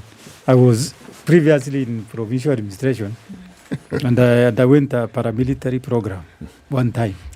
And the instructor was telling us, if you are going to war, because definitely paramilitary has to do with war, and if you are taking your officers to a certain combat, tell them what they expect. Okay? Yes. You are taking administration police officers to raid somewhere, to raid a Changaj den, or, to raid bandits in a village. So the instructor told us, tell your officers what you are going to expect. The kind of force those people will be used even to repulse them. The strength, everything. Expectations. So we must be able to tell our farmers what they will expect in a new change of strategy. Okay? What is it? What is this we are talking about? Irrigation. How is it going to impact? The farmers must know. We have these people called agriculture extension officers. We must make use of them to educate the farmers on the new irrigation strategy. For example, I have mentioned that the government plans to set up 100 mega dams. And we must be able to tell people how they are going to be involved, because it is a PPP program, private partnership program. They must be educated about their expectations in a program, in a pattern of public-private partnership. They must be told. They must be also told and trained about irrigation science, because many people are just used to waiting for rains and to flood their land, and they start farming. Yeah. So they must be trained. They must be sensitized on how to do irrigation agriculture. Yeah. Yes. That's a good one. Yes, you're saying that they should go to NCPB and Kenya National Trading Corporation to collect their fertilizer. And it's important that everybody knows, because we are saying 1 million farmers ought to take advantage of this. Only 3,500 have taken advantage of this now. Have you heard a complaint of transport? No, we have cost of transport. I mean, it's too far to go to NCPB. Yeah.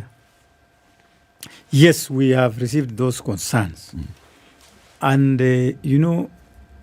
we have really tried to make life very simple for farmers by ensuring that they collect these fertilizers from near their homes. The nearest possible convenience to where they live. We have tried to profile some agrovets in villages. We listed about 1,800 agrovets across the country to ensure that the farmers collect from their nearest agrovets. But we found out that these agrovets have no capacity. That's why we have... You have stuck with NCPB for now? We have stuck with NCPB for now. Okay. But we have told the governors, when we met them at the summit at Naivasha 2 days ago, to help the farmers transport this fertilizer from cereal boards to villages using their own transport. And governors have accepted.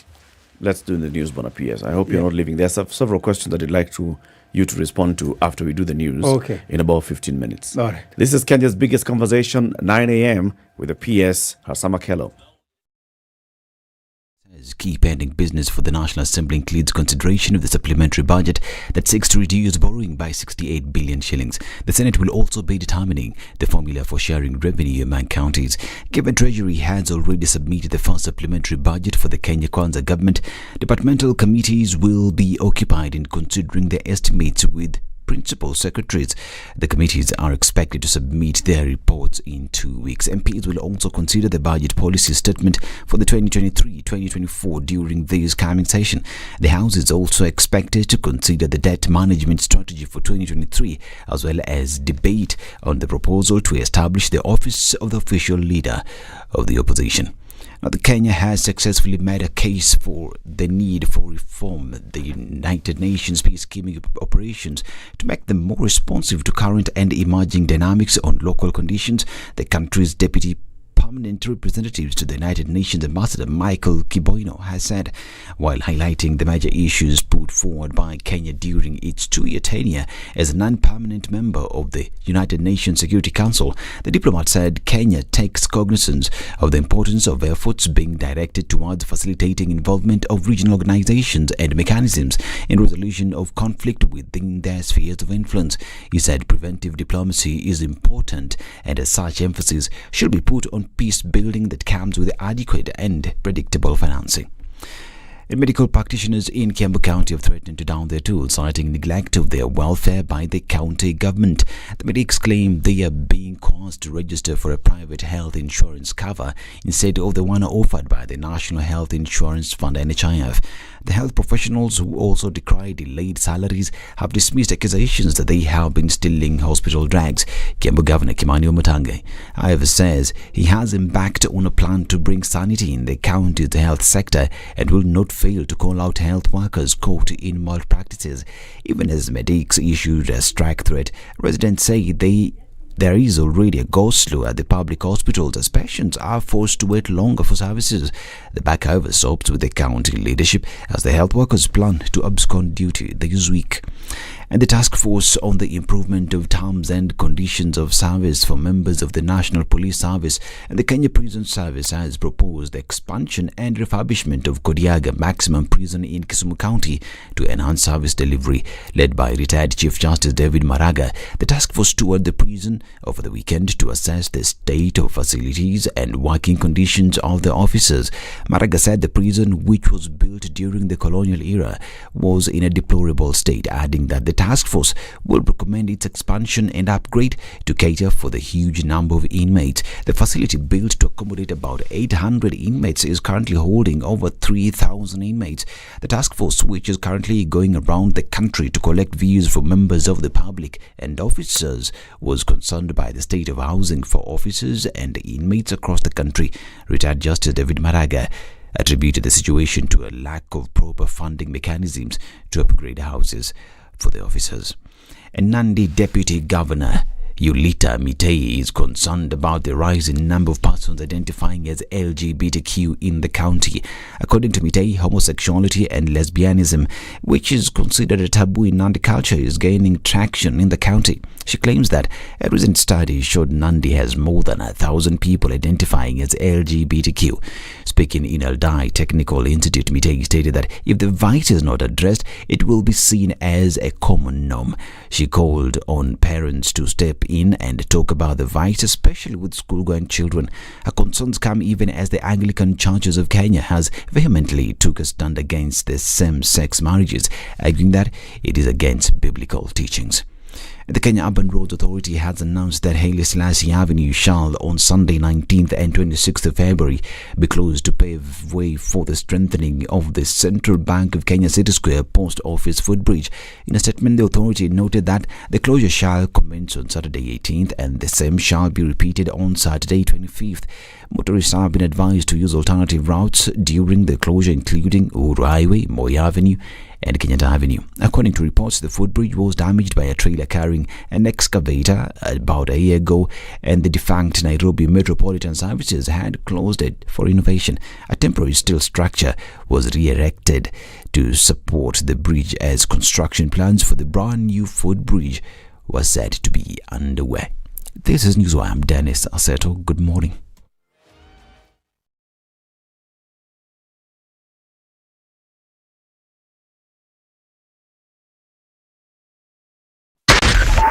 .4 Spice FM, Nairobi. At a few minutes after 9 o'clock, we're looking at traffic still in certain parts of the city. It was heavy earlier on the Thika Superhighway. A little bit of reprieve there. You're looking at just now past the Utali Drift where it's heavy inbound. That craziness seems to have dwindled. The Northern Bypass now looking pretty good, as it's also looking good on Kiambu Road, only as you approach Muthaiga Square. Coming out of Westlands, much better as well. We're not seeing that red on James Gisharu, at least not for now. But we're going to keep an eye on this thing that's happening here on Raila Odinga Way.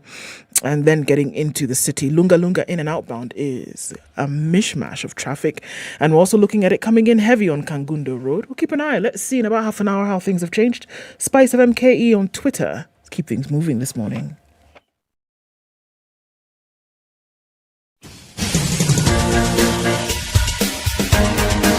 This is The Situation Room, the home of hard-hitting political commentary and penetrating insights about the state of the nation. This is a talk radio experience like no other. The Situation Room, a place for hard truths, debates, and elevated conversations. The Situation Room, witty, political, engaging, deep, controversial. In the room, we have C.T. Muga, researcher, academic, seasoned political observer, a fountain of wisdom in these politically uncertain times. Ndu Oko, Nigerian by birth, Kenyan by choice, communications expert, Pan-Africanist, a truth seeker and believer in people power, and Eric Latif, agent provocateur, the man in the chair, seasoned journalist, news hound, a man who believes in punching up, not down. This is The Situation Room, the only way to start your day. Good morning and welcome to the final hour of The Situation Room today. Due to public demand, we have requested and he has agreed to stay on. And this is the Principal Secretary in the State Department for Crop Production in the Ministry of Agriculture and Livestock Development. Now you call it crop development?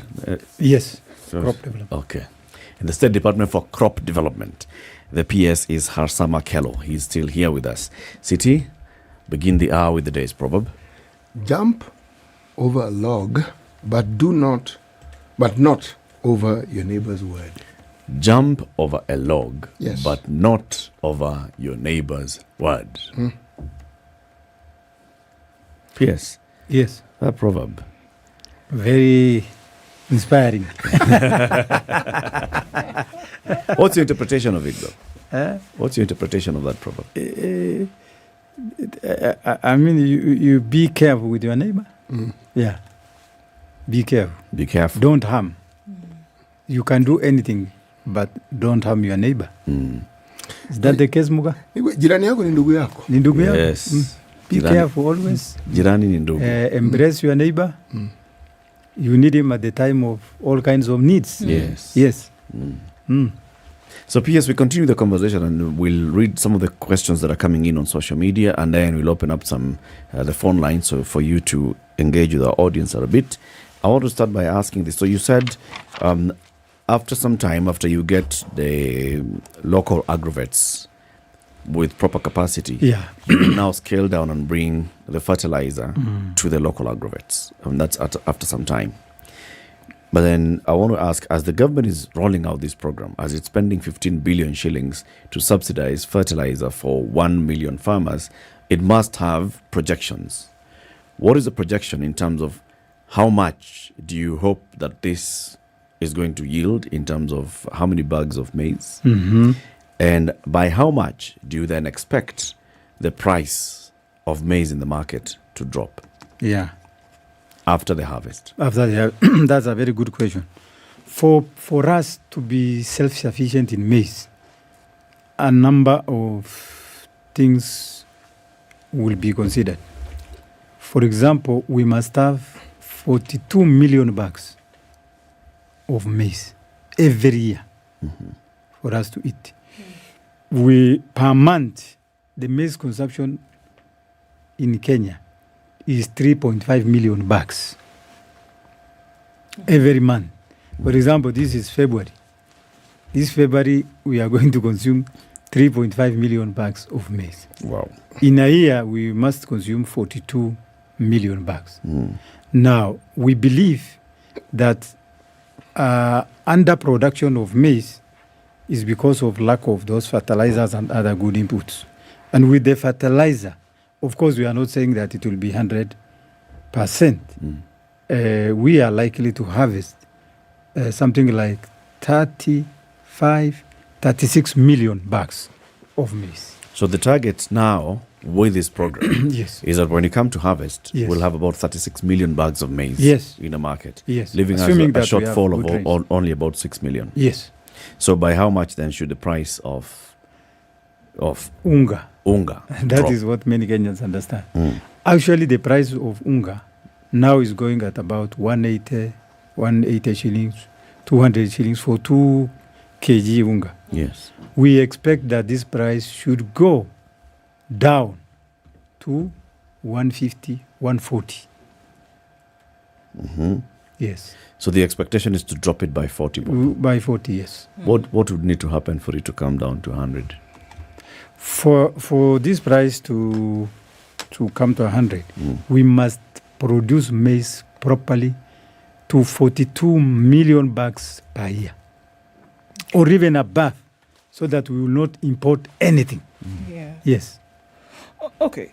One of the things that you talked about then is moving from rain agriculture to irrigation agriculture. Yes. Obviously, a water source is of necessity. Yeah. So the question is, where is that going to come from? There's inadequacies when it comes to the country's dams. I know that there have been plans. I believe the number that came from the water ministry is what, 146? Something like that. There's even talked about how many mega dams did you say? Around the country, 100 mega dams yes. in the country. Yes. Okay, so that might take a minute to do. But so now here we are saying that, okay, so look at all these numbers we're talking about. There's a need of 42 million bags per month. Yeah. There's a need of 3.5 million per month because that's what's currently consumed. There's a promise of 100 and some odd dams, which is obviously the resource that you talk about that is needed to water the crop. Yes. Without the water, the crop obviously will not produce. Where is the water going to come from? Yeah, that's a good question.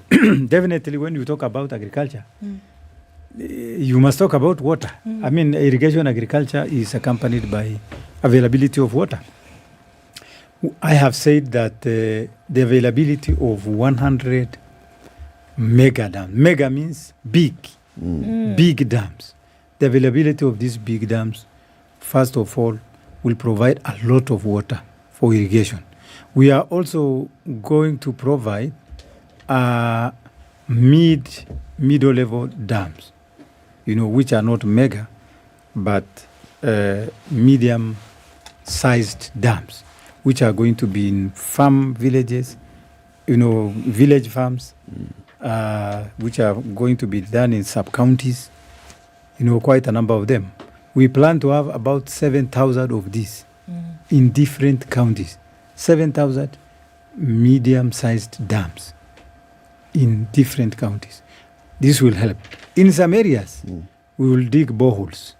If you go to Turkana, the water level is just very low. You just do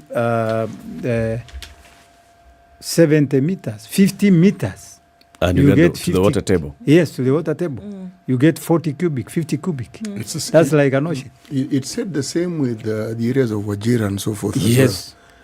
But the question I want to ask Yes. is, it does rain even despite this drought. When it does, and if we get the extension workers doing what they're supposed to do, Yes. are we also going to train our farmers and our people in harvesting water? Because when it rains so much, it's a deluge. And then that water goes to waste. Exactly. And yet, all that water, all of it, can be harvested. Yeah.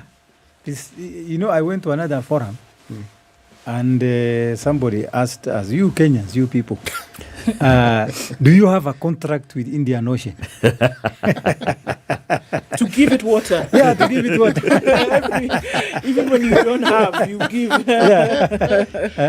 Do you have a contract with Indian Ocean? Because, you can see thousands and thousands of liters heading towards Indian Ocean. At a very high and yet speed. we have no contract with Indian Ocean.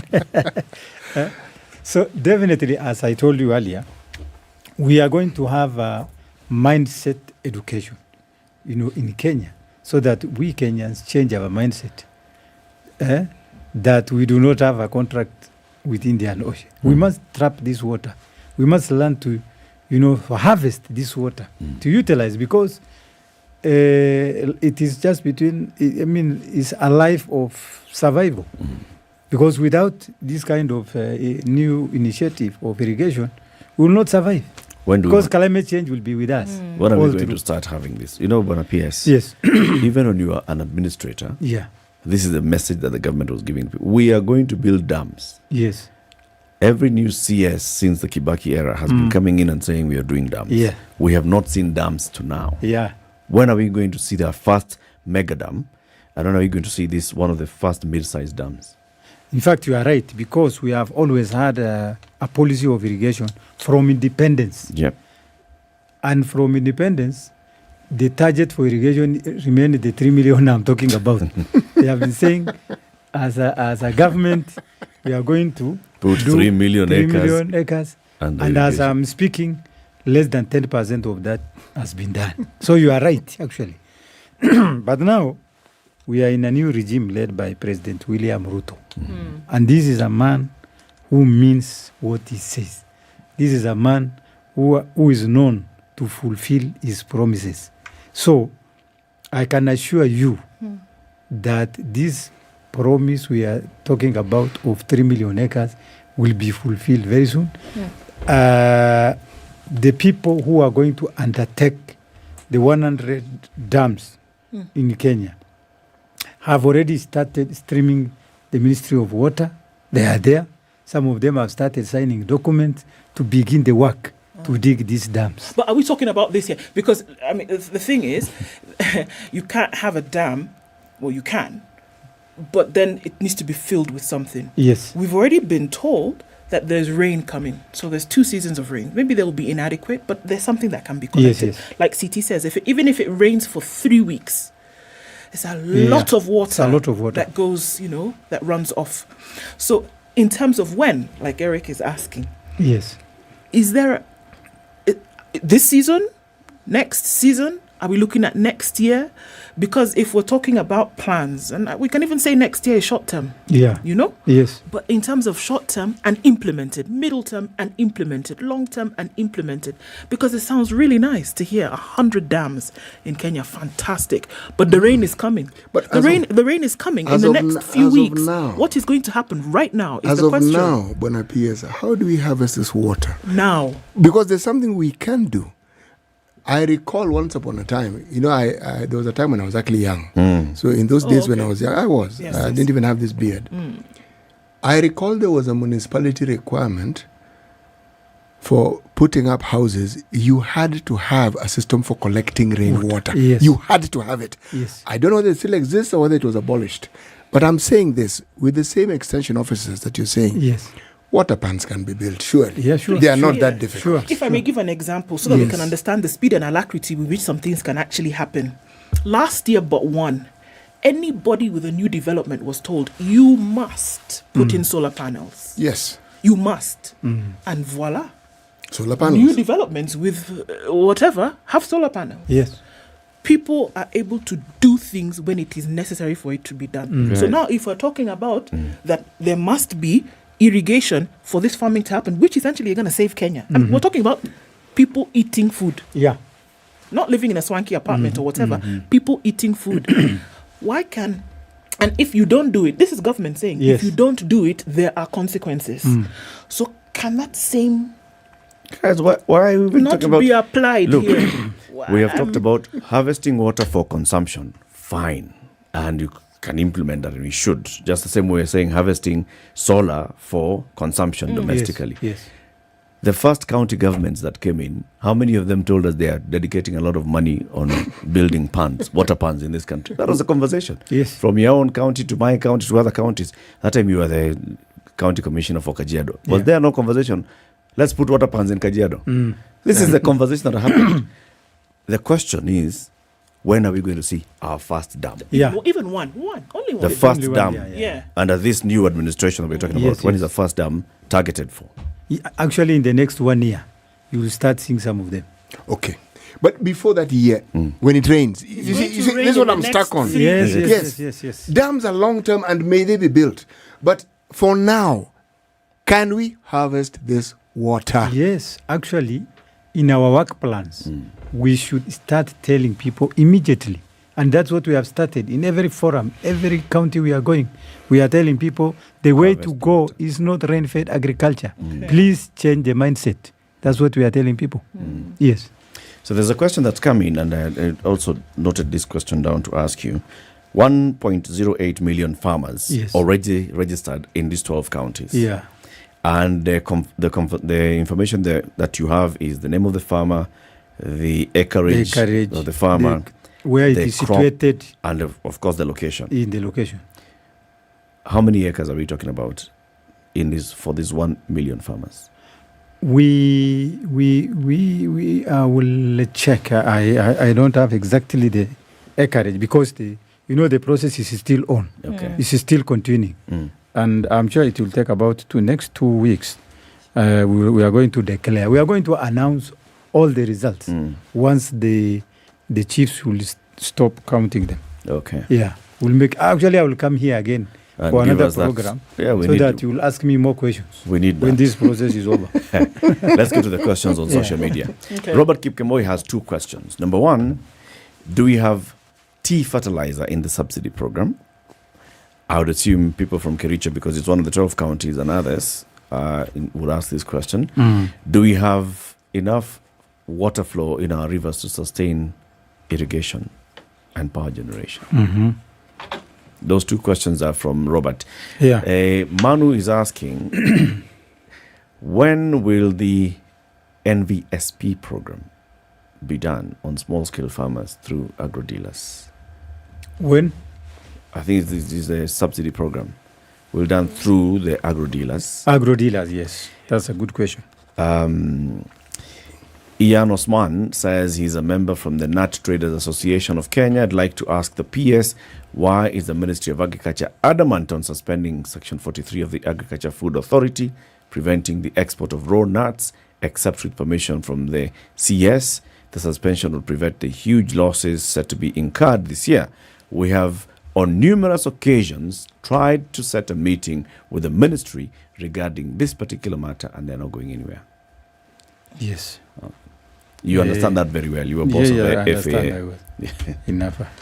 So can I answer these questions? Yes. You can start with those ones. Yeah, but I start with KTDA. That's a critical question. I mean, start with the tea farmers. Yes, the fertilizer, the subsidy program includes the tea fertilizers. And what the government is doing, we are giving money to KTDA. For example, we are giving KTDA 1.7 billion Kenya shillings to help cushion tea farmers. Therefore, he should talk to his nearest KTDA manager because that subsidy is there. The issue of agro-dealers. Do you know whether KTDA has started importing and distributing this fertilizer to the smallholder farmers? KTDA. That's why I'm telling him to get him to get in touch with KTDA so that he starts you will be told when the fertilizer will be available. But as a accounting officer for the State Department of Crops, I'm aware that this money has been disbursed. Okay. All right? Okay. Number two, do we have enough water flows, rivers, for irrigation? The answer is no. We do not have enough. We have big rivers only in Western Kenya, like in Nzoia, and other rivers. Here in Tana River, Adi, very few rivers. We cannot say we'll be food sufficient with the flow of rivers. No, that is why we are talking about constructing mega dams. To support us in irrigation. Then the other one, he has asked about agro dealers. Yep. Yes, with a view to cushion farmers, with a view to convenience. To help the farmers get fertilizers from the closest possible situation. We decided to profile some agro dealers. But as I told you, we realized that they have no capacity for big storages. For example, we can send a fertilizer to an agrovet, like 50,000 bags. And this agro dealer has nowhere to store them. So, at a later time, because this is just the beginning process, the beginning time, at a later time, we are going to establish which are more reliable agro dealers, so that we are able now to assign those fertilizers. Remember, we also need to understand the integrity of these agro dealers. Because you can keep your fertilizer there and somebody tells you, it may be wajana usiku. It was stolen last night. So there are so many nitty-gritties to be determined before we do that. The question has to be asked when we talk about subsidies. Fine, we provide subsidies for purposes of production. But then there's a different level of production, that is with our industries. And they produce the same foodstuffs that we sometimes want to import, whether it is rice, whether it is maize, whatever it is that they produce, whether it is edible oils like that we're now talking about. And we import finished products into the country which compete with what is locally produced.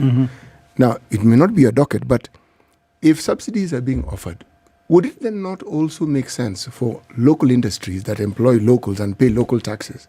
Would it also not make sense for these fellows to be subsidized so that they can do more of the same thing that they're doing?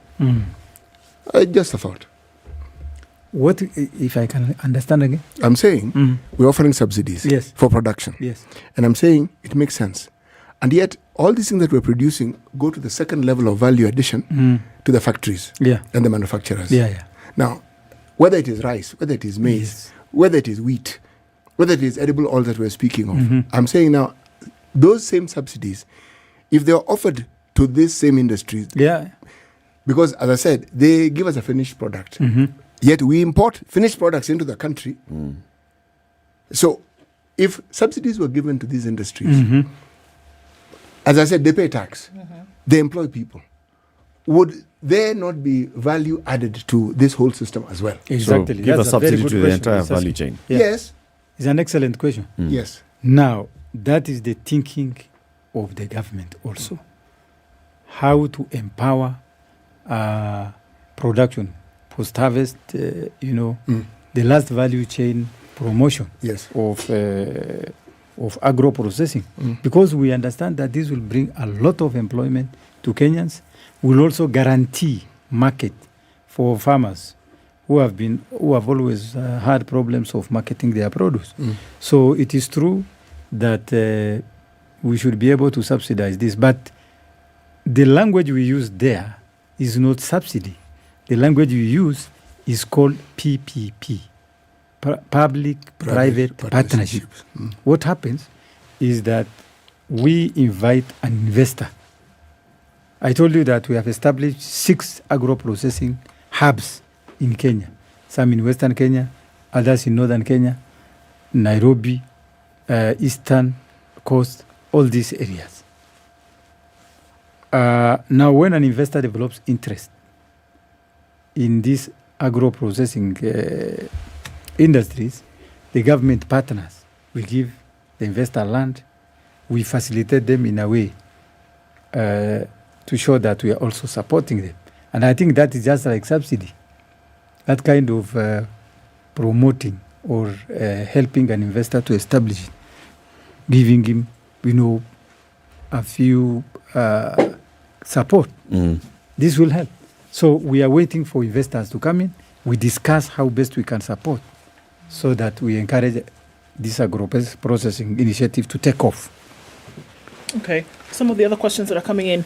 Kibiche says, not all farmers have received text messages to go redeem their vouchers. His fear is that if the government doesn't work with speed, the fertilizer will not reach the farmer. Cartels are more organized and crafty. They are everywhere. NCPB, county government, national government. He's a concerned farmer. Yes. All right. So he says, look, if this doesn't happen quickly, problems. How many acres, this is from Jesse, how many acres do the 4 million farmers have in total? And the farmers in the 12 counties, how many acres will they put under maize? I don't know if you would have an answer to that. Yeah. And then the last one before maybe, how big is a mega dam in terms of storage? In terms of capacity, in terms of output. Huge capacity. Yeah. Answer those ones. Yeah. Or maybe you can take this one as well from Janet, who's on the phone line. Janet, good morning. Good morning. Morning. Thank you for calling in. Yes. Thank you very much. Thank you, and good morning to everybody. Good morning, Janet. Now, it's in regard to harvesting of water. Our rivers don't have enough water. So I was just wondering, right now we have like Lake Naivasha and all these other rivers which are expanding and drowning everywhere. Could that water be harnessed and used for irrigation or for those dams? Just a question, because our rivers don't have food. All right. Yes. You can take those questions before we take the break. First of all, I want to talk about the integrity surrounding the distribution of fertilizer, because this person has talked about cartels. One of the measures we have taken in this distribution program, the one we are handling right now, is to ensure that cartels have totally no space in them. We are now undertaking agriculture reforms. And the number one instruction from the head of state, from President William Ruto, we have is to ensure that we phase out cartels from the Ministry of Agriculture. And that is why the distribution currently we are undertaking is cartel-free. And that farmers are assured of smooth supply without interference, without theft, without delay, to ensure that farmers get at the right time, at the right price, and at the time they want to acquire the fertilizer. But yes, the first level of cartel, yes, as you know, is at that local administration. Exactly. The chief. Exactly. Even when it came to food distribution, that's the chief. Is there a way of authenticating what the chief is telling you? Yes. That farmer Eric Latif has 1 acre of land. Yes. Or farmer Eric Latif has 20 acres of land. Yes. Do you know for sure what the information that you're receiving? Because it's possible for the chief then to start creating those numbers and figures, working with a farmer. Absolutely. We know. We have mechanisms we have put in place to guard against the problem of cartels. Yeah. And that mechanism will work for us. There's a story. There's someone on the line? There was another question. There was the one about asking about the storage or capacity of a mega dam. Yeah. It must be huge capacity. Huge. For it to be called mega, it must be huge. But then there must be also a huge source of water for to fill the thing and for it to do what it's supposed to do. And this water is what we're saying is a problem currently. There's a story that is told. There was a maximum prison in the US, still is. No, it's now a museum of sorts called Alcatraz. And it was alleged that it was a prison that guaranteed nobody could escape from. Yet people did. Now, anecdotally, it was said that part of the reason why they shouldn't even have said in the first place it was impossible, they should have said very difficult, is because you have a very limited number of guards in that particular prison. Their job is to guard. And yet you have these many thousands of prisoners who have all the time in the world to think of how to escape. Yeah. So they will come up with something that you cannot possibly have thought of. Now I'm referring to the cartels. Yes. The government may mean well, and they will have these things in place. But the cartels also keep coming up with new ways of beating the system. And part of the reason is because part of the cartel, a cartel can't work without support from the people who oversee them. Networks. Yes, it is a good word. Networks. Networks. They cannot succeed. It's true. Yes. Yes. And we are now crashing those networks. Yes. What we are doing is to crash. Even in Kilimu House, where I'm seated, every morning I'm crashing network. Let's take a break, 25 to 10, and then we open the phone lines after this break, 0719012600. We want to hear from you. Any question for the PS for crop development, Harsama Kello, please ask him. PS, there's Showmax. Ndu, please tell the PS about Showmax. So I know Showmax. you don't have time to watch TV, but you usually had time to watch TV, and your family watches TV. Yeah. Series, movies, documentaries, news, sporting events, live events, all this available on Showmax this month. Showmax says if you're spending the minimum for a package, they're going to give you another month for free. Imagine that. You spend at least the minimum of 300 shillings or whatever it is, the package that you're going to pick up. Yes. They'll give you another month for free. Wow. It's giving this month. Yeah. Yeah. It's the month of giving. It is. Let's take that break. We'll be back shortly. This is the Situation Room, the only way to start your day. Get 2 months of Showmax for the price of one in a give. In a give, Real Housewives, rich auntie vibes and that bling. Sama kuamoka. Toast to luxury. In a give, single Cassie, girl power. Cheers! And gravity-defying Top Gun victory flyby. Having any fun yet? Woo! In a give, Kupindukia. So subscribe now to get 2 months for the price of one from only 300 shillings for limited time. In a give, Showmax. Sign up at showmax.com. Celebrate the month of love with Coldstone Creamery. Enjoy the perfect date spot at Coldstone and get 2 slices of delicious ice cream cake at only 800 shillings. Surprise a loved one with a Coldstone Valentine's cake and treat them to a chocolate cake layered with strawberry ice cream, wrapped in pink frosting and finished with cascading garnish for only 2,500 shillings. Coldstone Creamery, making your Valentine's even sweeter. It's 20 and sunny in Nairobi. We'll see highs of 28 and lows of 14. 11 will be the low in a sunny Nakuru at 19, going to highs of 31. And we'll see highs of 28 in a sunny Nyeri at 16. 27 will be the high in Eldoret, where it's sunny at 20, coming down to lows of 10. Today, it's mostly cloudy at 28 in Mombasa, highs of 32, and we'll see highs of 31 in a sunny Malindi, currently at 28. Sunny at 27 in Kisumu, going to highs of 34, and we'll see highs of 34 in a sunny Kakamega at 28. Kampala is sunny at 24, highs of 30 and lows of 17, and we'll see lows of 26 in a sunny Dar es Salaam at 28. It's 18 and cloudy in Johannesburg, highs of 23, and we'll see highs of 35 in a sunny Lagos at 26. It's 24 and cloudy in Kinshasa, highs of 33 and lows of 24. Looking out into Beijing Monday evening, it's 5 and mostly cloudy, highs of 7 and lows of -4, and 0 in Paris, highs of 13. Highs of 13 as well in London, where it's cloudy at 5, and it's 5 and cloudy now. After the rain, New York will see highs of 14 and lows of 5.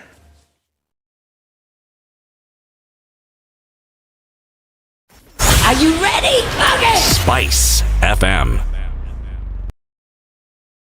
Coming off the Nyeri Stadium roundabout out into the cities where you see the heaviest of it this side of Mombasa Road.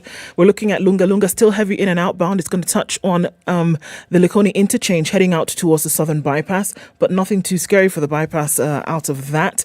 It looks much better now coming off of Kangundo Road and Juja Road as well. The Thika Superhighway finally for the first time this morning is clear until you get to that Utali Drift towards the Pangani underpass, but then after that you'll be fine. Limuru Road looking pretty good. I think traffic hour is over, safe to say. Be safe this Monday. Let us know what's going on through the day on SpiceFM, KE on Twitter.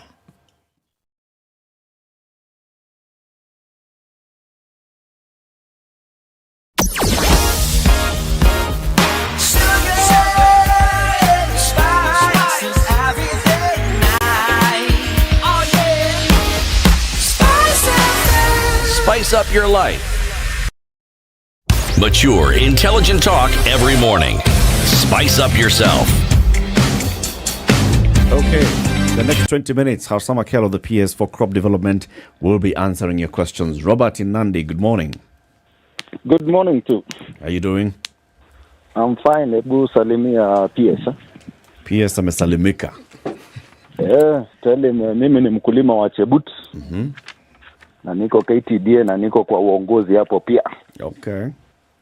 I happen to be following that thing about the subsidy in KTDA. And I've been raising those questions for the last almost 3 months, but nobody is giving me an answer whether that money or subsidy imefika. So PS is saying the money has been released. So to me, I'm begging him, I'm asking him in the most humblest way, for him to follow up today na hakikisha hiyo pesa KTDA imepokea. Yes. And then 2, in terms of marketing of tea, there is a big problem. There was an order that was given by the CS that all teas should go to the auction, Yep. Now the auction down there in Mombasa is oversaturated na chai because all teas from West Kenya and east of Rift and west of Rift inaishia Mombasa. There are a lot of stocks, millions and millions of stocks of unsold teas, because that is the only channel of getting out the teas. So there was another order that was given, direct sales, that somebody from Britain can come to Chebut or Mudete and buy that tea. That one was stopped. And it was a very good market to be able to reduce the volumes that go to the auction. Last but not least is that a lot of our markets now, like Pakistan, is missing dollars, And Egypt. It would be good for the PS to move fast with all the marketers and the buyers to be able to open up points of sales in the neighboring countries that accept Pakistanis currencies. Okay. So that they are able to trade from those points, other than just sit down and say there are no dollars in Pakistan, and at the end of the day, the farmers may not be able to get a good second payment. Good questions, Robert. Ni hayo tu, na nashukuru sana. Thank you. Eden. Yes, please. Good morning. Good morning to you. Speak to your county mate from Marsabit. Yeah, I am Adan Wako from Marsabit. First, I'm congratulating him for being appointed in that docket of PS in State Department for Crop Product Development, and also thank the President. Now, in Marsabit, our priority is not fertilizer, because the land and agriculture is small, and also we have a recurrent and persistent drought, which is our problem. Now, what can you do? What can he do to advise or give information to our farmers to plant drought-resistant crops and maybe also supply the relevant seeds? My second question is, in North Horse Sub-County, which has the longest shoreline of Lake Turkana, people are dying due to starvation after their livestock herd is decimated, while there is enough fish in the lake. What can you do to address the problem of feeding habits that is really being a problem to our pastoralists, whereby they are now dying because there is no meat from camel, cattle, or goats, while there is enough fish in the lake? Okay. That is my question. Thank you, Eden. Answer those 2 questions first, PS. Yeah. Now, the issue of KTDA fund, I will follow up to ensure that it has reached the farmers and supported them. And there was a question on AFA also by somebody, a businessman, who has had difficulties in selling his nuts. Yep. If he's listening to me, I would like to give him an appointment, either to call me, to come and see me tomorrow in my office, so that we discuss that issue of nuts export. Probably it could be affecting many other people. Yeah. I would like to hear from him so that I will start solving that problem together with him. What we're going to do is, because he asked a question on, was it on Facebook or Twitter? We're going to talk to him directly. Directly, yeah. And get the contact and then forward the contact to your office yes, so you can be in touch. Forward me his contact so that I talk to him. And he yours. Yes, and he's hearing me probably. Yes. Then the issue of tea auction, it is true, we have had a problem with marketing tea in Pakistan and Egypt. He has not mentioned, and also Egypt. we are finding alternative, we are widening alternative markets for tea across the world. Our tea is very popular. We are going to start heavy marketing in Europe, America, many other countries. 2 days ago, our minister flagged off tea cargo to Australia. Tea worth 3 billion Kenyan shillings to Australia. So this we have already started steps to think outside the box. What's wrong? What's happened to our market in Pakistan and Egypt? No, we have had a lot of competition from other countries, and these people have varying diplomatic interests. So there are issues which will be discussed at a later time, not through the media. These are diplomatic issues. Okay. Yeah. So regarding Marsabit, it is true each area has its own ecological dynamics. For example, Marsabit coffee or tea, the one we are talking about, cannot be grown in Marsabit. And what we are doing is to ensure that we grow, we support those communities. By the way, these are pastoralists who must diversify their economy because of the problem of climate change. And as Adan has said, what we are going to do is to encourage drought-resistant crops to grow in those areas. For example, I was discussing the issue of edible oil. And we have a huge market for edible oil in Kenya. What is edible oil? Edible oil is the oil you use to cook chapati, to cook, your mboga. To fry all these things. Okay? Now, we are spending about 130 billion Kenyan shillings to import edible oil, when we can easily plant sunflower in Marsabit. These are the crops he's talking about. And we are now planning to encourage farmers to come up with these drought-resistant cash crops, like sunflower or even castor oil. When I was a small boy growing up in Marsabit, those things were growing widely. You throw out castor oil seeds, it grows. You throw out sunflower seeds, it grows outside.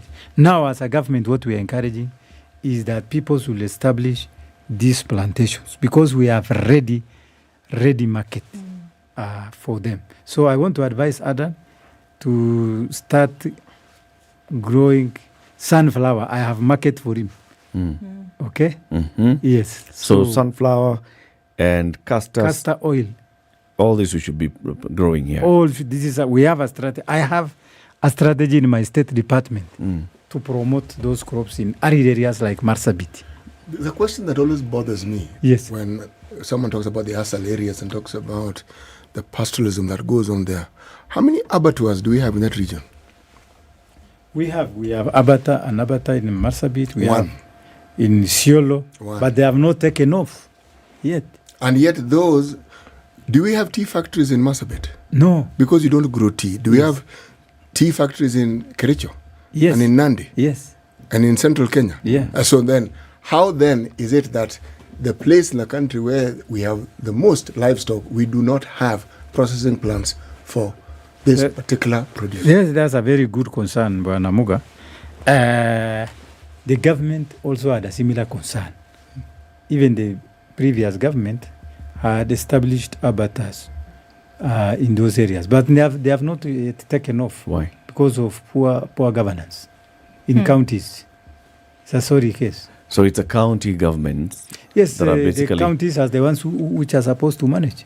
For example, there is an abattoir which was established previously, but the county government has not. The Isiolo one cost a couple of pretty pennies. All these things cost a great deal of money. It's a lot of money, yes. Is there? And this could. Can I take these two callers first? Yeah. Okay, go ahead. We have got two people. Clinton in Kisumu, good morning. Good morning. Hi, please ask your question to the PS. Yes. Thank you very much for the opportunity to present the PS to us, for us to air our views. I come from a county called Busia, in a constituency called Funyula. from a world called Nangina. Back in 2018, the government under the National Irrigation Board was constructing a dam called Munana Dam. The aim was supposed to support the irrigated agriculture. I've heard the PS ask and talk about mid-sized dams and huge dams being constructed to support the irrigation agriculture.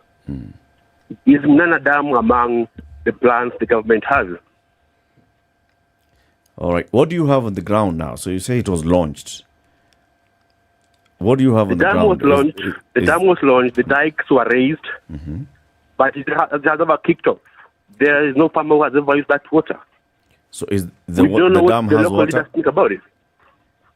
Has The dam has water, yes. Okay. PS, do you know about this dam? Yes. Munana Dam. Yeah. I want to tell my friend there that that's a good question.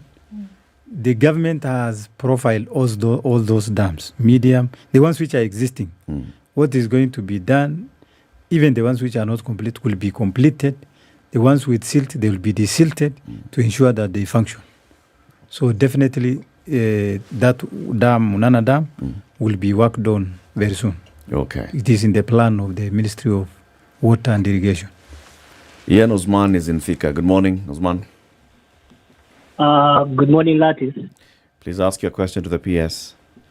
Bwana PS, my name is Ian Osman. I'm a member from Nuts Trade Association of Kenya. And we are kindly at a hellbent right now, especially this season. We don't know what to expect because Actually, of the Ian, restrictions. Yeah. Yes, we read your question on air, and the PS has said he'd like you to get in touch with him. Now we have your number. We are going to Okay. give him your number. I will call him. And All right. he's promised he's going to call you, give you an appointment so that you can All right. have this Tomorrow in the conversation. morning, if he's available. Are you available tomorrow morning, Ian? I'm available from Wednesday. Wednesday. Yes, Yeah. because I have his number.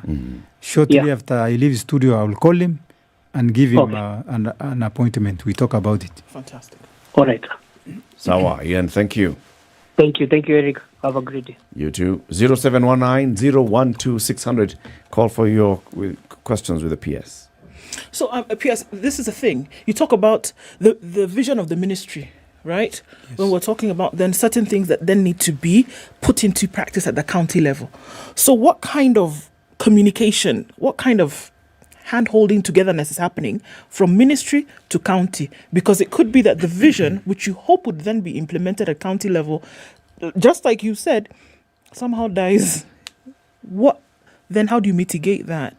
If the county is not carrying the vision and getting certain things done, it just looks like it becomes an exercise in futility. How would you then, work on that? Yes, it's a very unfortunate situation because the government sends a lot of money to the counties to develop these things.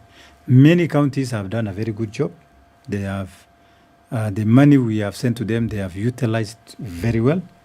Just a few counties, like the one I mentioned, are unable to pick, and the Auditor General have flagged them, and definitely they will be asked to ensure that they complete these projects.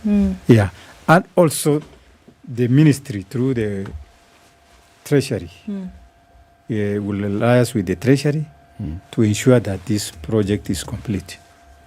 Then there was somebody who had asked about the acreage of land in the 12 counties. The acreage of maize land under the 12 counties is 3.2 million acres. Yes. We have 3.2 million acres under maize plantation in the 12 counties of Kericho, Bomet, Narok, Nakuru, Uasin Gishu, Trans Nzoia, Bungoma, Kakamega, Migori, West Pokot, Elgeyo Marakwet, and Nandi. The ones we are currently supplying the fertilizer. Yeah. So I think the second part of that question then was of these 3 points you're talking about, in those 12 counties, how many will be put under maize specifically? All of them will be under maize. Okay. So the 3.2 is for maize. Yes. Maize production. Yes. Okay. Then the follow-up question was that one of, is there a priority list of how people are receiving the messages on their phones to go and collect? Yes, people should if you see that your neighbor has received a message and you haven't, should you accompany your neighbor to go to NCPB, or should you wait your turn? You should wait, because each of those people registered, and I said 1.08 people, farmers, million, have been registered in the 12 counties I've just read out. And once you are registered by the chief, you should be very sure that you will receive a text message from Safaricom to instruct you, to advise you to come to NCPB and purchase your fertilizer at the subsidized rate of 3,500. Is that speed not too slow if it's only 3,500 farmers who've received this in the last 2 weeks? It is slow, and that is why I was appealing to farmers to take advantage of this time to come and pick the fertilizer, because Kenyans are used to rush. I think then the question is, how many messages have you sent out? We have sent quite a big number. Would it be double the 3.5 million? Is it possible that you have sent over 700,000 messages have been sent to farmers? Over 800,000 messages have been sent. And only 3,500? Over 8,000. So now that there's this appeal, with me here, even as you're looking at those figures, now that there's appeal for farmers to come pick up their fertilizer, do you have to wait for a message to do that, or can you just rock up to NCPB? You have to wait. You have to wait for your message, for your turn. And definitely what I want to tell the farmers there is, once you are registered, you are assured of getting a message. There was a small hitch yesterday with Safaricom. Some messages were not going, but that situation has been rectified, and I'm assuring the farmers that they will get. I see. Yes. We have time for one more question. If And you can call maybe 0719. I wanted to add something. Initially, the message will last, the lifespan for you to get, once you get the message, for you to get the fertilizer is 1 week. This has now been extended to 30 days. So you have a month. Yes, you have a month to secure your voucher. Okay. Now, the question of this is the first rollout, of course. Yes. And you're talking about the 12 counties that are heavily reliant on the long rains. Yes. And then you've said the short rain counties, the other ones, are going to be dealt with later. Yes. When is later? Later means from October. You know, the rains. For the November short rains. Yes, the short rains start in October. But because we want to avoid, a kind of rush arrangement, we are going to ensure that the fertilizer for short range counties will be available by August this year. We have already, as a ministry, we have already started planning for the distribution of short range fertilizer. And these counties are spread across the country. We have them in eastern Kenya, lower eastern, upper eastern, western Kenya, southern, all parts of Kenya. And everywhere they will get the fertilizers. All right. Final question. Mohammed Mwakijembe, Kwale County. Good morning. Bwana, assalamu alaikum. Alaikum salam. Salam. Bwana PS, bwana mimi nimefurahi kuja studio na kuongea na Wakenya. Karibu. Galana Kulalu nilifikiri utaongelesha, lakini nisikusikia kitu kuhusu Galana Kulalu. Number 1. Number 2, Waswahili wasema waja hunena, waungwana hutenda. Sijui kama kutakuwa waungwana sisi wa Kenya kutenda au itakuwa mbwa kunena. Shukran bwana PS. Asante sana. Shukran. We have about a minute to answer those the two questions. So mainly it's Galana Kulalu. Yeah. Galana Kulalu is actually, niseme na Kiswahili nafikiri, ameuliza na Kiswahili. Watu wengi hawana information mzuri kuhusu Galana Kulalu kwa sababu walikuwa nasema is a failed project of Galana Kulalu, ni mali pesa serikali imepotea namna hiyo.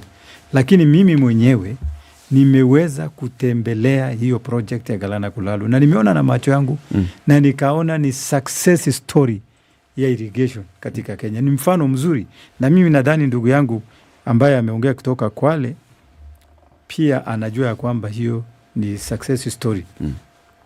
Kwa hivyo sisi tutaendelea kuongeza ardhi hapo Galana Kulalu, tuwe na project zaidi, na tunataka kutembesha Wakenya wengine wakuje wajionee vile large scale agriculture inaweza fanywa kupitia kwa irrigation. Na ningependa pia kusema tuta expand hiyo project ya Kulalu kwa kuweka hata plantation ya cotton hapo, kwa sababu saa hizi 24 counties are planting cotton kwa uko coast, Eastern Kenya na uko Western. Na shida ya hizi area hawana mbegu ya cotton.